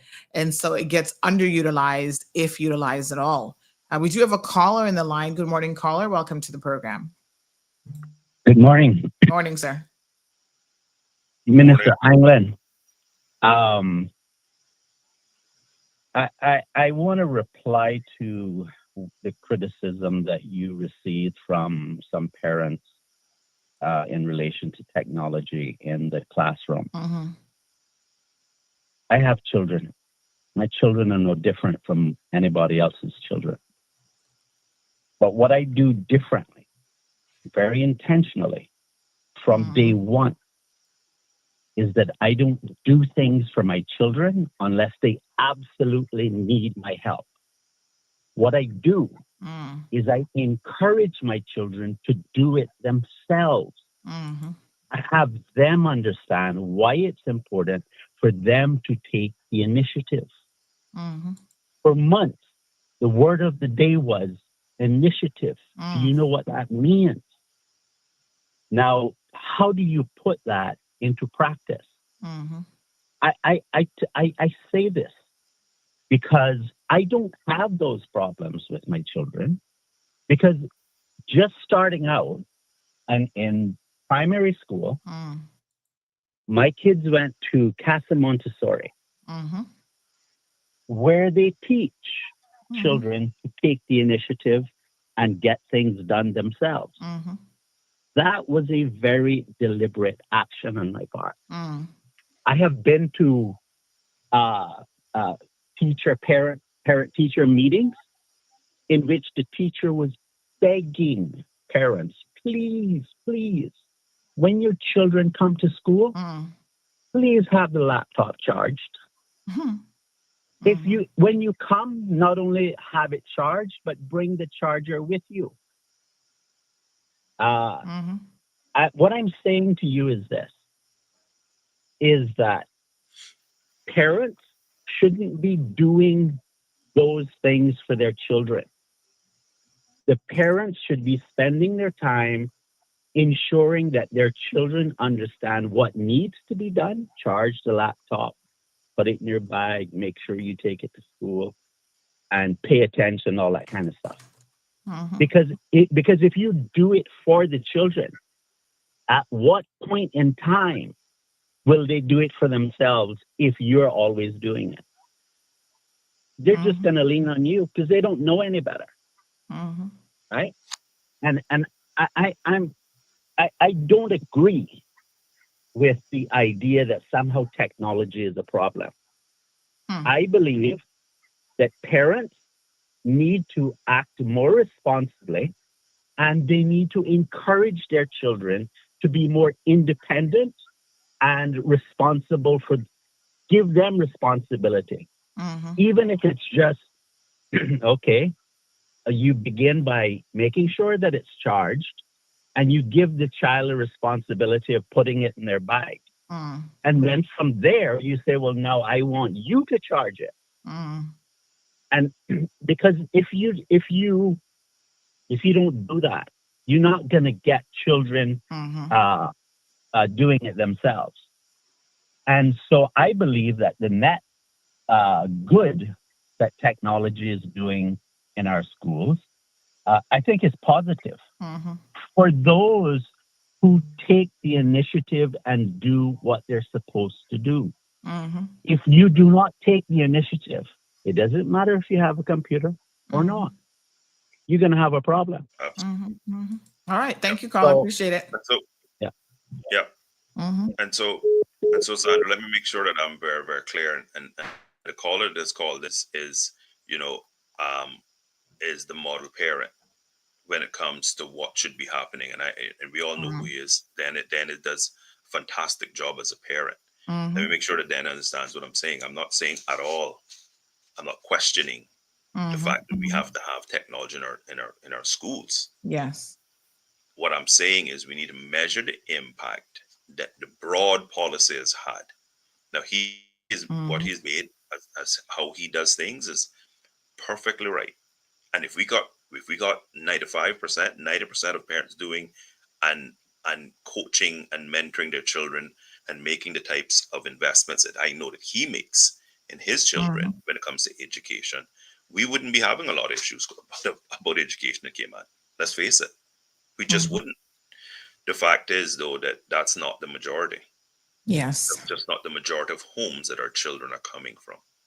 And so when I talked about how we need to make sure that the impact is net as positive as can be, we need to make sure that we are looking at the entire system and we are accommodating the entire system. Now, one of the things, not to get sidetracked, that was just an aside comment. Phase 3 is in November, and we're focusing on Caymanians who actively are seeking jobs in education, including those who are looking to transition from other professions into teaching. And so that again is about teacher training and how we can get more and more Caymanians engaged in the system. Sorry about that, Sandra. Yes, I heard something ringing there. No worries. Yeah, that was the office phone. That was the first time that ever rang. Oh, my goodness. Nobody ever uses an office phone anymore. All right, Miss Debbie says, good morning, Honorable Minister Anglin. What a deja vu moment. Donna says, good morning. How can we get our older folks into the schools across the 3 islands to teach children about heritage and arts and crafts? These people are knowledgeable and can impact or impart such knowledge to our children. So again, a very, very valid point there. I'm just going to read some of these for you to make a note of. Miss Elizabeth says, happy to see that MP Anglin is still addressing the public and keeping us informed. I pray all the ministers do the same and keep the public engaged all 4 years. She goes on to say, yes, my 5-year-old doesn't need a laptop.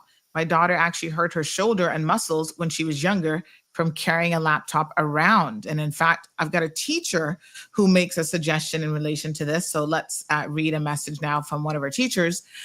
They say that you haven't met with any Caymanian teachers as yet.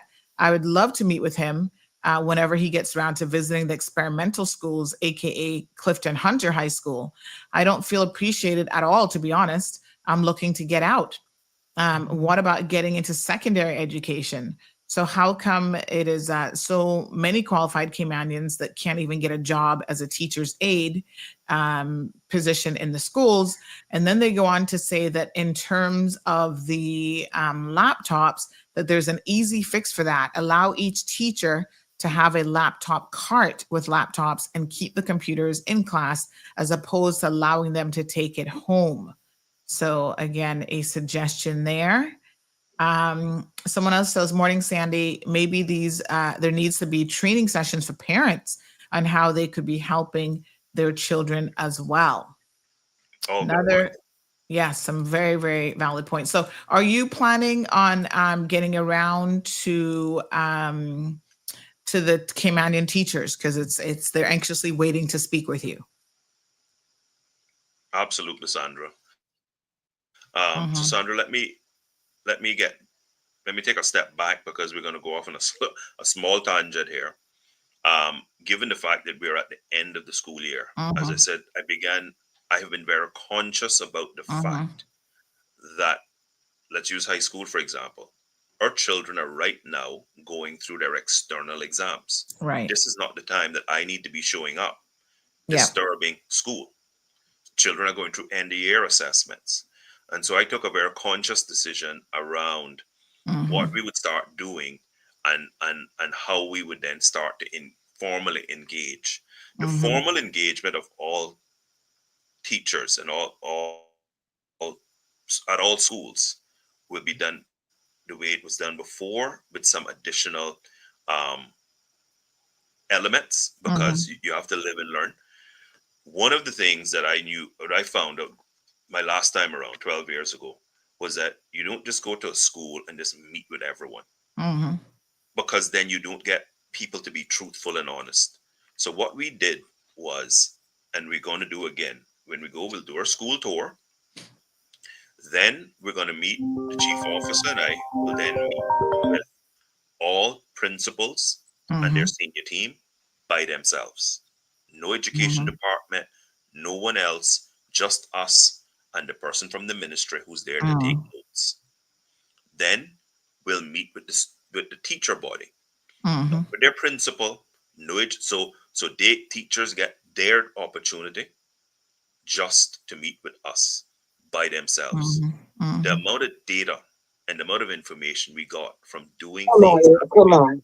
was incredible, Sandra. Because you imagine back in the day, Mm-hmm. teachers would get an opportunity, but their principal and the head of the department was right there, right?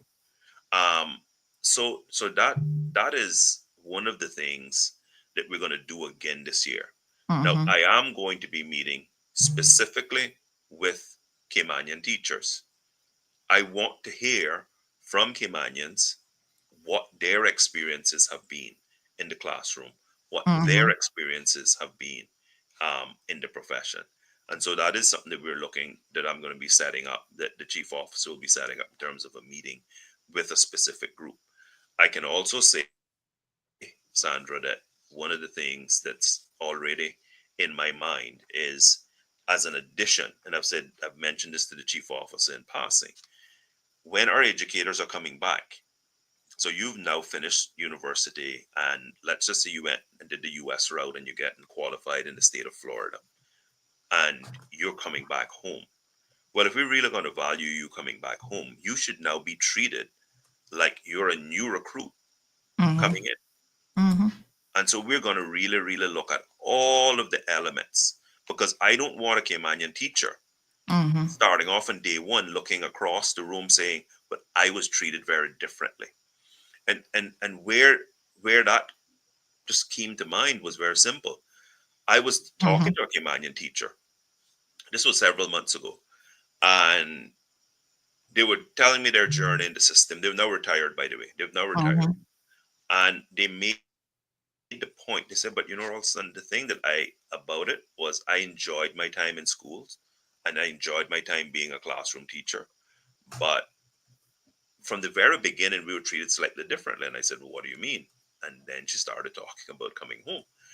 And it reminded me of my time when I was an accountant, how the firm made sure that when I was going off to New York and coming back from New York, I was treated just like a new hire. Mm-hmm. In other words, I was connected with a moving firm.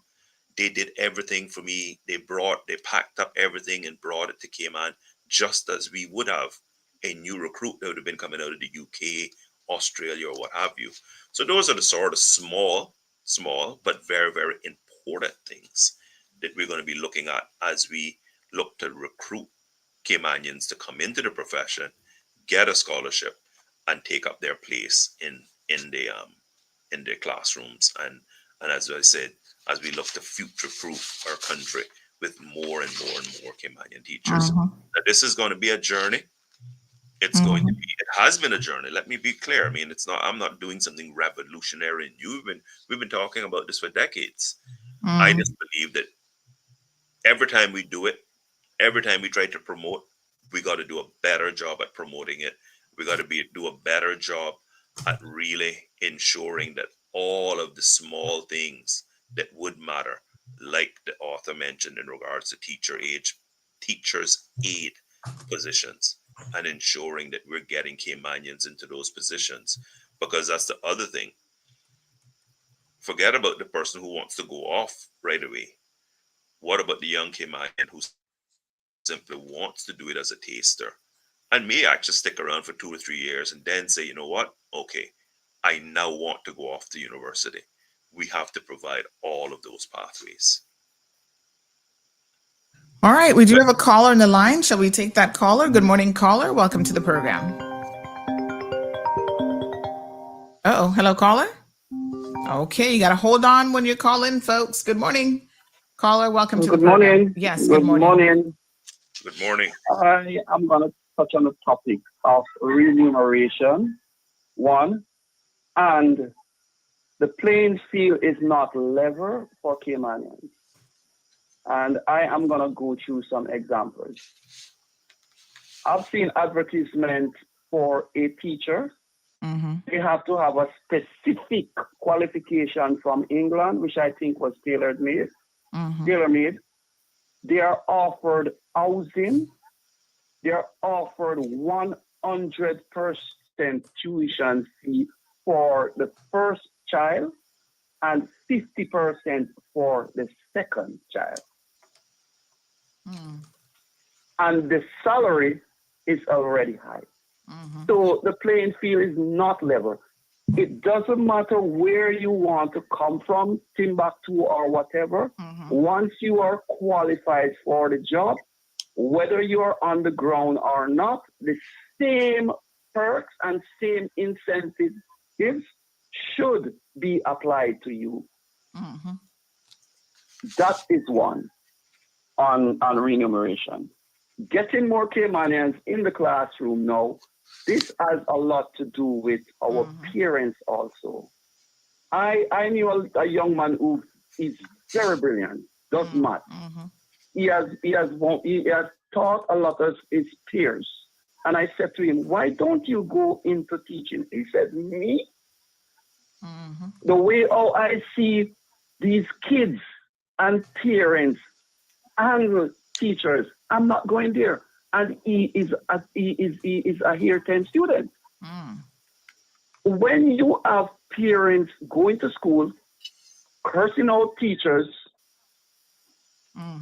telling their kids, oh, the teacher is not one of us, we are not gonna get good results. And the kids themselves, they are not gonna be interested because they have seen what kids and parents have done to teacher, and it's a sure turn off.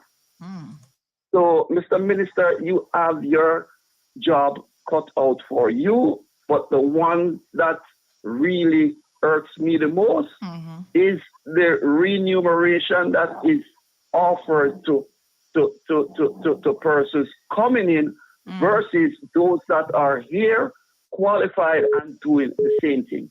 If you're going to offer to someone outside housing allowance, you have to offer that allowance also to a local teacher. So I think, thank you so much, caller, but I think, was that not done across the board where all teachers are getting a minimum of $5,000 per month, Minister? Yeah, so there is the whole issue around that all starting salaries were equalized and there was that minimum.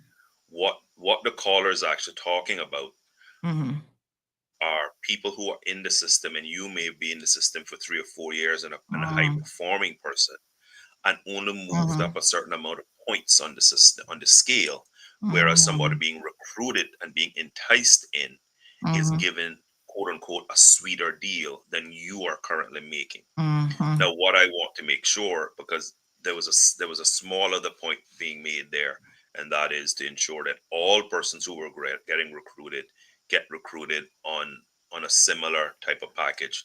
So I'm pretty sure that happens, but I will certainly, we'll obviously, we're going to have a copy of this, and I know that the team is listening, and so we certainly will follow up on that and make sure that that's the case. But that equality that happens once you're a current practitioner is some of the areas that we have to, that the chief officer has to look at, and her team and department, to ensure that our Caymanians and others are being treated equally in that sense. So a teacher makes the point that they've been in for 15 years, they're still making the same as someone who's coming fresh out of university type thing. So well, it might be the same. It might be the same, and a lot of times it is somebody that's experienced that's coming in, not somebody fresh. So it could be an experienced teacher coming from another jurisdiction who's now looking to fill a current post for a current vacancy, and what that offer looks like. But the last point that the caller made is the exact point we made earlier, Sandra. So I need to repeat that, and that is going to be something that I take very seriously. Okay, caller on the line. Good morning, caller. Welcome to the program. Good morning. Morning, ma'am. How are you? Good. I'm good. Got a little cold. But Oh, that's going around again. Trust me. Yeah, I know. And good morning to you, Minister Anglin. Good morning. I don't know if you're on here this morning as just Minister of Education or both Minister of Education and Finance. So this morning he's focused on talking about the Future Teachers Campaign. That's the specific topic. Yes, ma'am. Okay, all right. I didn't catch it from the beginning. So I wasn't sure. But I do have a comment to make on education. And I was going to ask a short question about the Minister of Finance, not the Minister of Finance, sorry, about duties being charged. And if he would allow me to, because he might not know yet, because he's just taken up that position. But if he doesn't know, maybe something he could answer at a later stage.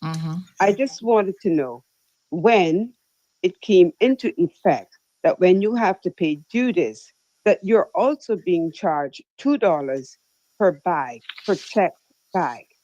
So, because I didn't know that was going on until the last time I traveled. But if he doesn't know, he can check into it and, like I said, answer us at some later stage or answer me directly. And on education, what I wanted, the comment I wanted to make there is something that I'm going to support you on, Minister, that you said a little earlier, which is something that I keep saying. When you mentioned about certain teachers that had such a great impact on you, and until today, I keep saying that teachers do not realize the authority that they have over our children, and more than us, the parents. So if it's a good teacher, it is a good thing. And when it's not a good teacher, then it's a terrible thing, because these things last a lifetime. So a lot of these children are not doing well because of the teachers, not because of the parents. So I believe that teachers need to be paid on a bonus system. They get paid according to what they produce. And we have to bear in mind that these are not their manual teachers. So they don't really care how our children turn out. And the statistics have shown that there is a decline. The question is why. I have many answers to that, but I won't take up your time to get into the answers unless you want to know. And as far as laptops, yes, I do agree that while they may not realize it, that has introduced a new problem now with children, because the children are not being exposed to learning any other way, like the way you and I learned, with a blackboard and the teacher actually explaining things or telling us where we can go to look for stuff. you know. And now when we see children stuck with their faces stuck in phones and iPads everywhere, you wonder where it started, right there in the school. So there are pros and cons to that. And some of these laptops are extremely heavy. And yes, they are causing damage to the children's shoulders and arms and stuff. So that's gonna have to be balanced out. I'm not saying they're not necessary, but they need to realize be all day long. And maybe don't have the children lugging it around all day either, or bringing it home on the school bus. Some of these children walk from the bus stop to home, lugging a heavy laptop on their back. We know the weight of a phone, so imagine the weight of these laptops because they're not the highest version that they have. Anyway, um, I thank you for listening. And, I don't know if you, and let me just say, I do support the concept of trying to encourage the Caymanians to get back in the classrooms because that is where the breakdown is. And if they're not Caymanians, at least let them come from the Caribbean countries that um, understand us and respect us. You and I both went through the government system, and nothing is wrong with us. We did well. And they were the kinds of teachers that we had. I could call names, and in fact, I will call names of some of the teachers that I thank until today. That is Mrs. Goddard. At the time, she was Tomlinson, and her husband, Mr. Goddard. One of the other ones, unfortunately, she's passed on now, but that was Miss Hilma Stevenson. I will always remember them and thank them because they were teachers that actually looked out for the children. They weren't just teachers, they were mentors, they were big sisters, they were big brothers. We need some more of that. We don't need teachers looking at our children and telling them that they will grow up to be nothing. When you tell that to a child, that stays with that child. And unless that child is strong enough to prove them wrong, that's exactly what's going to happen. Anyway, I thank you so much for allowing me to ask the question and to make my comments. Thank, thank you, caller. Cut. And Sandra.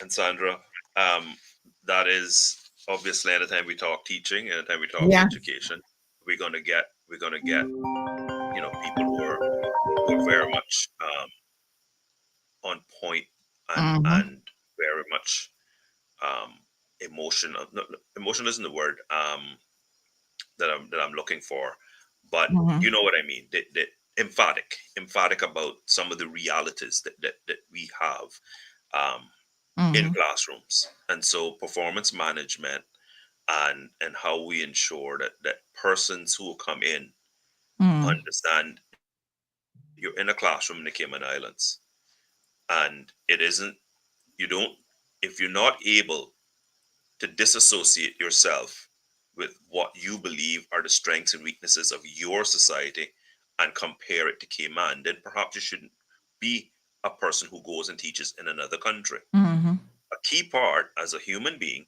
a key part of being a teacher in another country is you have to understand that cultural context, the historical context, the economic circumstances, and the home life situation of our children, so that you are not bringing a particular bias and making comments to children that do cause them to not perform optimally. But the key thing is encouraging Caymanians to get into classrooms, to take up this profession, to ensure that the students, that they understand that it's a good job, it is a meaningful job, it's a real impactful job, for parents to encourage our children to be the shapers and authors of the next generation, because that's what teachers are. Your community. To embrace in this campaign, join us on shows like yours. Join us on our Cayman Islands Education Facebook page, our Instagram page, which is Education Cayman, and really getting on board and getting behind this. If we can get 5, 10 Cayman new people who wasn't going to consider teaching as a profession, taking that up in the next year, we will have had a huge victory for our small community. All right, we do have a caller in the line. Let's go to that call. Good morning, caller. Welcome to the program. Good morning, Good morning. Honorable. All I can say, Raleigh, Good morning. during the election, Raleigh, I pray that you would get your seat back and go back in the education department, because what I've seen going on in the schools, it is terrible.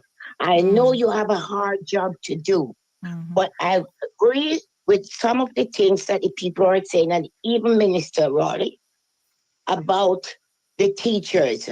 I would love to see a lot of Caymanian teachers. It's not all the foreign teachers are bad, because I have a grandson going to a school there, and I know he have problems, and it's not only the school. Raleigh, I've been calling as I know you. Some of the parents need to pull up too. I'm going to tell you that. And I spoke to a teacher.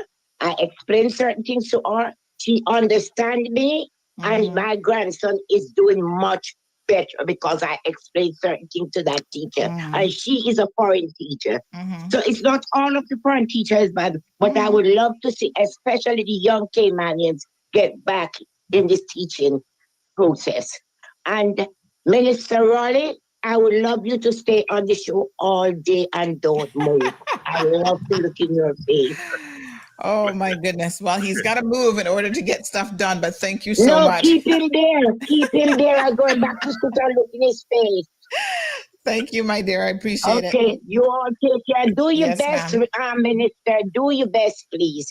Okay, absolutely. thank you so Pull much. the parents them up too. Pull the parents them up. Yes, I agree. I agree. You. You know, this is 3 or 4 times now, Sandra, you've heard reference to how parental engagement and involvement needs to be improved.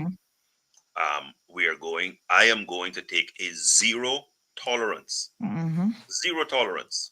to parents coming on to school campuses, rowing and carrying on, cursing teachers, etc. And we are going to make sure that we put in place the type of legislative framework. We're not going to start. This is the thing about putting up signs of what not to do.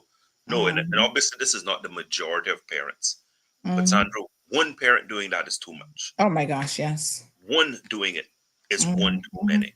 That cannot be the Cayman that we accept. And then we would expect to encourage our young people to go into teaching. Any child that witnessed what the video you alluded to earlier, tell me now, me coming on here, their parents encouraging them, even if they had an inkling of wanting to be a teacher, can you imagine the impact that encounter would have had on them, the negative impact? So no, we that is something, as the caller said, that I'm going to take very, very seriously.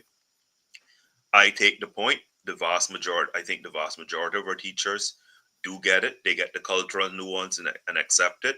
The bad actors that are there have to be rooted out. And principals need to understand that this has to happen. If you are not, if a teacher, if you're not able to transition to a new community, then perhaps you shouldn't leave whatever community you were from, because that isn't something that all human beings can do, right? A lot of human beings can really only operate well within their cultural context and with people that they're very, very close and familiar to and know all the cultural nuances. So we have a diverse teaching profession. I thank them. I think the vast majority of them we should thank, because teaching can be sometimes a lonely, thankless profession where you wonder sometimes, wow, am I making the impact? Does anyone really appreciate what I'm doing? But the fact is, we appreciate you. We appreciate the work that's being done. What we're saying, all I'm saying is, we want more companions in the profession. This is going to be something that I think is going to be a very successful campaign. I think the engagement has been great. I think we've gotten out there all the major points, Sandra. But I don't know if we want to run through those phases again, just so the public can hear what phases we're going through. Yes. So if I could just squeeze in a few more comments, because we've got like 500 people here still listening to you, Minister. So to the last caller's point, look like they could listen to you all day, but obviously we all have some work to do. So let's have this comment. This person says, also in the past, when we didn't have any of these technologies, the students were performing exceptionally well in school. But now that these schools have so much new tools, I feel the students are failing. I mean, there could be more than one reason. So it's not necessarily, you can't jump to the conclusion that it's the technology. No, Sandra, listen, But we have to embrace technology. Let me be clear. yeah, Because somehow some people can just pick up on a small point. Technology is here. We're not about to enter it. We're in the technological revolution. Yes. It's about how we ensure that the impact is the most positive it can be for all of our students, not just some who have parents who are engaged. What about the 50% of others who don't have that at home? And parents need to also understand that they look at life through their lens and the lens of their child. They have to understand I have to look at the lens of all children, and we do what's best for all of our children. Absolutely. And perhaps we have differing options based on a parent signing off and saying, no, I want to keep it this way and this is what I want to do. And that's fine. We need to provide those differential opportunities. The other thing that I want to make sure that we're very, very clear about, because this is a commentary that disturbs me. Listen, Sandra, we will be producing our data report shortly in August. And you're going to see that the vast majority of Caymanian children are coming out of our system better than they entered. What we have to be paying attention to is math and literacy performance, but in particular math. And what about the cadre of students whose literacy levels leave them at a point where getting jobs become very, very difficult? And I think that small percentage is the focus that a lot of people have been focused on. And then they say children are failing. No.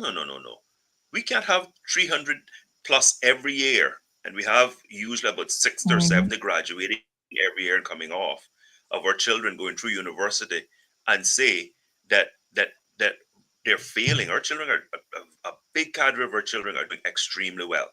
We need to have more getting 5 or more level 2 passes. I accept, including math and English. I accept that. We've all accepted that.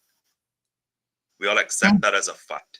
But to say, I hate that word failing when it comes to our children, because I think the vast majority do come out much better than they began. Intense interventions like summer school, etc., for those children who are performing below level, and how we manage to lift them and catch them up, how we manage to do a better job at early childhood care and education, so that we don't have a child who at year 1 was behind. You can ask educators. If you enter year 1 performing below level, there's a very good chance that by the time you exit the system, you're going to still be below level. This is why I've preached early childhood care and education is the most important element of our education system. And it's where we need to spend more resources in upskilling teachers to be high-level early childhood care and education practitioners, and ensuring that we have that impact early on. But Sandra, I can see the line growing at the ministry door. I've gone a good bit in overtime. Yes, and I do have a lot of meetings lined up, and so if we're going to make that big impact, unfortunately, you got to get to work and get off there. Get working and get off there and get down to the hard work. I had to share this one with you, and I do have some others from teachers that I'll send you perhaps offline. But this person says, "Good morning, sis. I totally agree with that last caller. Keep the Honorable Rolston there." I could listen to him all day. This man is well learned. I'm overseas and watching your show. Well done, Raleigh. So we did get comments from teachers who, are very, very interested in speaking with you. And so I'm going to pass those on. We will be meeting with them, Sandra. We will be. All right. So thank you so much to the Honorable Rolston Anglin, Minister of Education and Finance. It's obvious, again, 500 people still sitting here listening to this program. We're pushing 10 o'clock, how much you guys want this information. They want to hear, as someone rightfully said, from all of the ministers and all of the different ministries within government. And I think this government is committed to a much better communication plan, certainly than we have seen in the past. So folks, stay tuned. We do have a little surprise video coming up for you. And let me say this, when you guys are sitting here thinking, oh, we don't need technology in school, need I share this video with you? This is now power washing, a power washing job being done with a drone. If you think that our jobs are not at risk if we don't get with the technology and know how to use it, oh boy, as Caymanians would say, dog and eat all of our suppers. Power washing, technology and manual more labor using job. it smarter. More technology, and we got to use it smarter. That's my point. Somebody said tongue in cheek yesterday about last week about AI. Well, can AI build a home? You sit there. If you don't think they're building robots and other elements of even home building, where they're going to do a better job than some of the contractors right here in Cayman, don't wait until it's here and it's taken over the industry before you go, oops, didn't see that coming. Isn't this amazing? And this is, it's safer for a drone to do it, probably less expensive. You don't have to take out as much insurance in a drone, because if they fall and mash up, that's not somebody who's, deceased. Folks, you got to stay on top of the technology. The world is changing around us, whether we like it or not. I just saw this morning and I thought, isn't this fascinating? So amazing.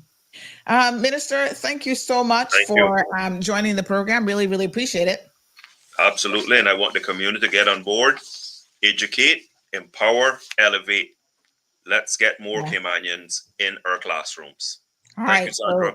Thank you, sir. Future Teachers Campaign commences today. Folks, that is why the minister came on the program, and it's going to end on Friday, July the 4th.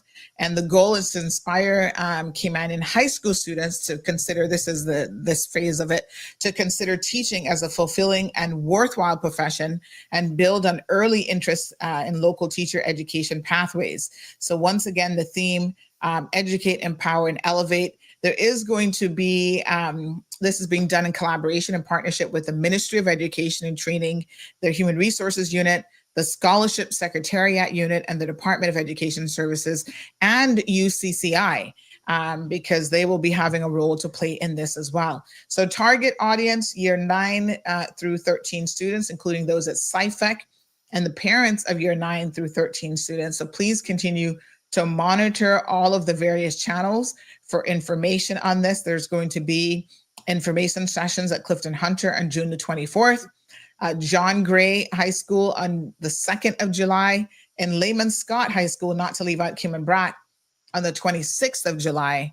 And there'll be a number of presentations from Caymanian educators about their classroom experience, students who want to pursue education courses at UCCI faculty about their existing programs, because they do have an education program.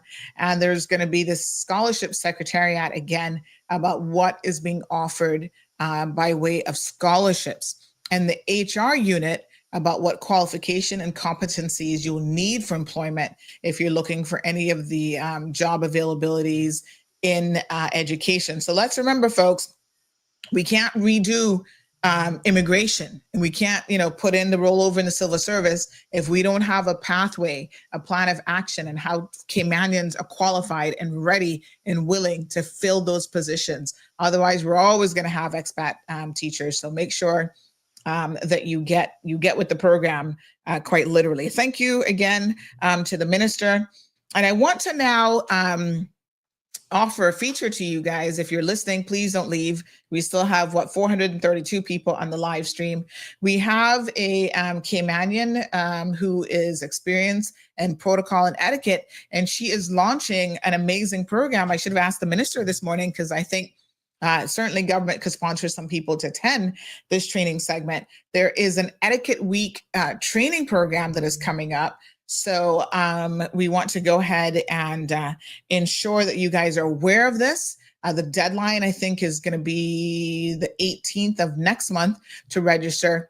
So please get your young folks all sorted out with registration. And there's 2 different cohorts. So let's listen to this interview if you're ready. We're here with Miss Melanie Sims, and she's going to be telling us a little bit about her Polished Presence Etiquette Week, and also about Polished Present, her new consulting company. So good day, Miss Melanie. How are you? Good afternoon. I am well. Thank you so much. Enjoying the wonderful Cayman breeze. Yes, it is here. It is here for sure. Yes. So, Melanie Sims, a lot of people will know, probably they've seen you here, there, and everywhere, but they may not know who you are exactly and what your background in etiquette and protocol is. So why don't you tell us a little bit about that? Okay, well, I've been working in the field for almost 15 years, teaching protocol, working protocol, and also teaching etiquette workshops. So I love this, what I do. I'm passionate about it, helping people to become empowered, to be more confident, and to be more poised, and also remembering our social graces, our Caymanian manners. At the end of the day, you know, manners will take you everywhere. Yes. But that's why I decided to launch this business. It's called Polished Presence Consultant, and also kicking it off with the Polished Presence Etiquette Week, which will run from July 28th until August 1st. And it will be at the Intergenerational Hub. All right. So you're getting way ahead of us here. Hold on a second, honey child.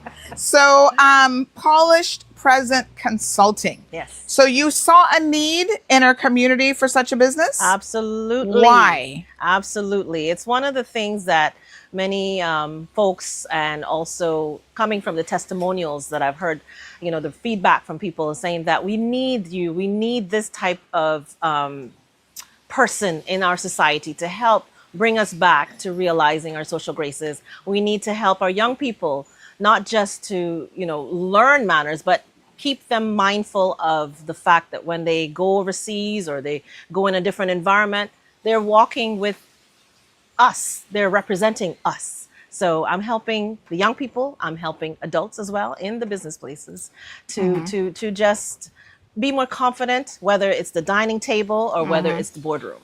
Be more confident and poised, where etiquette is necessary. Right. It's being considerate as Yes. well. Yeah. And I mean, first impressions matter. We know that, you know, a lot of our young people struggle, maybe not sometimes with the work, but with the social skills Yes. that are required in the workplace. Or if they got to lunch with like a supervisor, they don't necessarily know, well, you know, which one is the butter knife, what fork to use, those types of things. Exactly. Exactly. And that's Yeah. what I want to bring, especially with the workshop. You know, it's not about learning it. It's about using the knowledge that you already have and being comfortable, being confident with it. It could be whether you're in a pageant and you're representing Cayman, or you're talking to someone on an interview. How should you conduct yourself in that type of atmosphere? Should it be a lunch interview? Because it's not about having food and enjoying yourself. It's about seeing how you conduct yourself in such an atmosphere when you represent the company as well, you know? And yourself. And because yourself, obviously exactly. it reflects on you. So you've put on this Etiquette Week training. Yes. It's a week-long training event. So let's get into a little bit now about the workshop and the program. Okay. Who is this Etiquette Week training intended for? Well, I want to touch everyone in our community. But with the launch of the business and the launch of the workshop being the flag program, during the summertime, we always focus on the young people and the children. So I thought, why not do something more aligned with our young people who have just graduated from high school, or they're ready to embark on the next stage in their life, which is college. So I'm gearing it towards 16 and 19-year-olds for that stage of their life, and also getting them ready to go off and represent themselves and be comfortable at school. And also for an older set of young people, young professionals, 20 plus and up. And that will be in the nighttime. So daytime, 9 to 12, will be for the 16 to 19-year-olds. And during the evening time, young professionals can come. It's not necessarily Monday to Friday. They can just choose one day of that week to come in and do a particular course or particular session. And then on the Friday, I'll wrap it up. We'll culminate with what you've learned during the week in the dining, luncheon tutorial at a fine upscale restaurant to pull it all together. So it's going to be fun. It's going to be interactive. It's going to be engaging. It's about role playing. It's about building up what you already know and building your confidence as you move on in the next stage of your life, whether you're looking for a job or you're looking to go off to college and you want to now integrate and make a better person, if you will. Yes. Yes. Or just polish yourself to feel more comfortable Yes. in these different settings, because I often see, we go to a lot of events for NPOs and so forth. And of course, chamber events, and there's luncheons, and you can always tell when you look around the table who's not comfortable with the dining setup. They look to what you do to see which plate they should take. Yes. And so really teaching individuals how to instinctively know those rules, I think would be an asset to a lot of persons. Yes. So this is a 4-day workshop.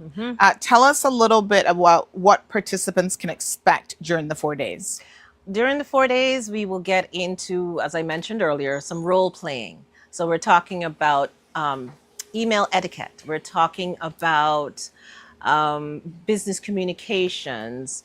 We'll also touch on the dining workshop component. And one of the tips that I love to give folks, which we will also talk about, such as presenting yourself at the table. Where should you put your napkin? What should you do around the dining table when you're presented with, should this be my bread plate? Is it on the left? Is it on the right? Should I point my fork? Should I point my knife while I'm talking? So that's just a small component. But the other rest of the days, we're going to talk a lot more about bringing your presence to the present, being in the moment and being able to refine, being confident in any situation, if you will. I don't want to give it away too much, but we have a lot in store for the week. Even though it's just 9 to 12, we still have a lot of fun things in mind. There will be takeaways, whether it's an e-takeaway, electronic handout, if you will. A lot of people don't like paper anymore, but we have that. We'll have some keepsakes and also some workshop swag to keep you reminded of what we learned about. There'll also be a certificate of completion as well. And I'm looking forward to this workshop. I'm so encouraged by the amount of support I've received thus far to put on something like this. So I'm looking forward to having it be a successful launch to the business, as well as making it an annual event as a continual part of the business polished presence etiquette. Wonderful, wonderful. So let's go into your 15 years now, Melanie, of experience in the field, in the industry. Tell us one surprising thing that people often don't realize about professional etiquette. That it's not perfect. That it is just not perfect. Etiquette is respect dressed up, if you will.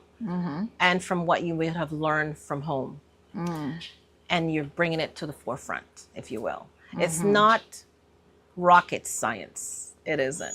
It's just common sense. Yeah.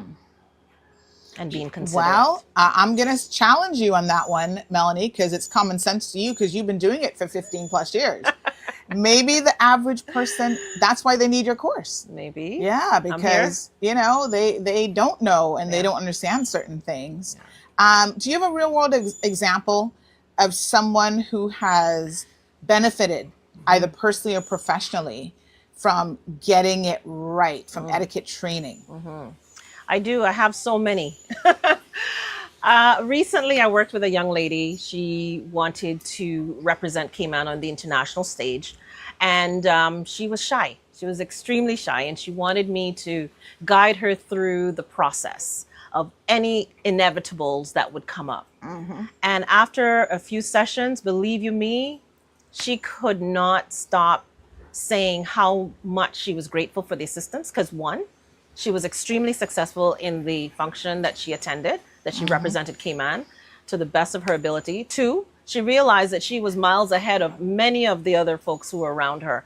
And she was extremely grateful for the knowledge that she was able to work with me. We rehearsed, we practiced, and that's what it also takes. It takes a bit of rehearsal, you know? So you're not just saying, okay, let me sit and learn. No, you're putting it into everyday, relatable, relevant experiences. So I was happy to do that with her. Another example, at an event, a very formal event, and a lot of us encounter this. Somebody's telephone rang, and they began to engage in a conversation on speakerphone. Oh my God, no.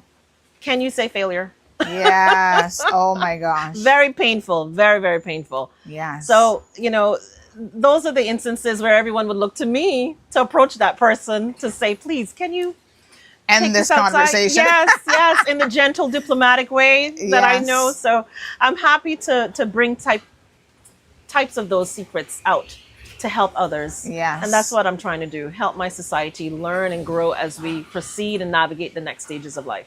Yes. And your business, you know, really is going to be geared towards helping individuals as well as organizations, because companies can book you Yes. to come in and train, whether it's support staff or high-level attorneys who, Yes. you know, just never got the etiquette training that they needed for whatever reason, making them more confident in interviews, network, and formal settings. Of course, in a minute here, we'll get some information on how people can reach out to you for that level of engagement. Let's talk now about the registration. How can people sign up for your upcoming Etiquette Week workshop? Well, I'm excited. I'm very grateful for the support, as I mentioned. And so I needed to rein it in with the social media reach outs. So I've gotten a lot of assistance. So I'm on social media. The registration form, I can either email it to you directly, or you can email me at info@ppcetiquette.com, or you can find me on Instagram. The handle is PPC Etiquette, or on Facebook. You can find me by visiting Polished Presence Consulting. You can reach out to me on 925-2913, and we'll take it from there and get you sorted and get you situated correctly with elevating your presence. Wonderful. Yes. And what can people expect to be included in the registration? For the workshop, which is Monday through Friday, Right. the registration cost is covered under that. But if you do want to do the dining tutorial, that is an additional small fee to cover the restaurant expenses. But and that would be on the Friday. That's optional if you'd like to do that as well. Okay. Too. Yes. All right. So they'll get a certificate. They'll get a Completion certificate of yep. completion. Participants will also get the knowledge that they came to get, to walk away a lot more polished than when they walked into the door. And also some swag, some giveaways, some spot prizes, and also we're doing the dining tutorial, so you walk away with some dining tutorial keepsakes as well. Yes. Okay, fantastic. Yes. All right, so a little birdie told me that you are going to be doing a show coming up here, Miss Polished, and you're going to be giving us lots of tips and tricks on how to handle, difficult social, situations, dining situations, and so on. So let us pick your brain now for perhaps one of your favorite etiquette tips. Wow. Well, let's see. I have so many. Drum roll, please. And that's it. You know, etiquette isn't about being stuffy and stiff. It's about being relevant. It's about being real and fun, and it can be humorous. So we're looking at what works and what doesn't work, what's polished and what's painful. So those are some tidbits that we're working on for the program. But I will tell you, when you sit in front of a dining table and you're sitting at your place setting, left and right, think of it that way. If you look at your hands and you make two letters, a B and a D. B is for bread, which is on your left. So that's your bread plate. That's your bread plate. And D is for drinks. That's your drinks. So if you put your fingers together and form that, say in your place, nobody has to know what's happening down there in your lap other than your napkin being in your lap. You're not sure, am I stealing somebody's bread plate? And that's over to the right. I see. You just align your letters, B and D, B to the left and D to the right. You should get it right. Oh, that's a but good of one. course, don't want to embarrass anybody if they stole your bread plate. So we will also cover that as well too. Yes, how to adjust when necessary. Yes. All right, so let's tell people again where they can find you on social. Sure. Find me, you can email me, info@ppcetiquette.com.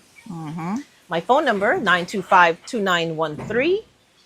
And also on social, on Instagram or Facebook. Instagram is PPC Etiquette, or Facebook, yes, Polished Presence Consulting. Fantastic, fantastic. And what do you hope that attendees take away from the workshop experience? I really hope that they would be able to come back to me and give me that testimonial where they have satisfied their knowledge with confidence. They are able to sit at a dining table. They're able to walk into a room with poise. They're able to navigate any social, any business, any type of situation with confidence, with ease, and to be able to come back and tell me, give me those real world experiences, how you were able to elevate your presence because of something that I may have said or that you may have learned just by, our interaction. So that to me is a big win. And I really would feel satisfied. That's my satisfaction, knowing that I've made a difference. Yes. All right, folks. So Polished Present Consulting is bringing you a Polished Presence Etiquette Week workshop from July the 28th through August the 1st. But don't wait, because there is limited space. And it will be held at the Intergenerational Hub at the Youth Services Unit. That's right there on McClendon Drive. Easy to find. Lots of ample parking. Right behind Price Right, if you're not picturing where that is. Yes. Sessions, we've got a 9 a.m. to 12 p.m. morning session for our young people, ages 16 to 19, ideal for your high school and college-bound recent high school graduates and college-bound students, or even if it's a recent high school graduate that's going to take a year or two off and go work in the workforce. This is the kind of thing that they will benefit from a lot. And then anyone 20 plus, job seekers or young professionals or even older professionals who never really got the etiquette training at 6 p.m. until 9 p.m. the same week. So everything from social and professional etiquette, business and dining etiquette, public speaking and introductions, and tips from modern professionals, it's geared towards those people as well. And really will be interactive and hands-on with real life experience sessions. Again, info@ppcetiquette.com, 925-2913. And we'll put up a little barcode here where you can scan to register as well. Melanie Sims, thank you so much. This has been wonderful. Thank you too. I really appreciate it. And I look forward to working with you. Thank you so much.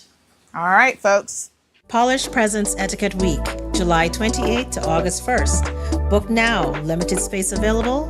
Deadline July 18th. Email info@ppcetiquette.com or WhatsApp 925-2913. Thank you for tuning in to another episode of The Cold Hard Truth on Bobo 89.1 FM. Cayman's #1 talk show is live weekdays from 7:30 a.m. Never miss an episode again. Watch anytime on CMR's Facebook and YouTube channels for the latest show episodes. Don't forget to follow us online on our social media channels. And visit CaymanMarlRoad.com for all the latest news and community happenings.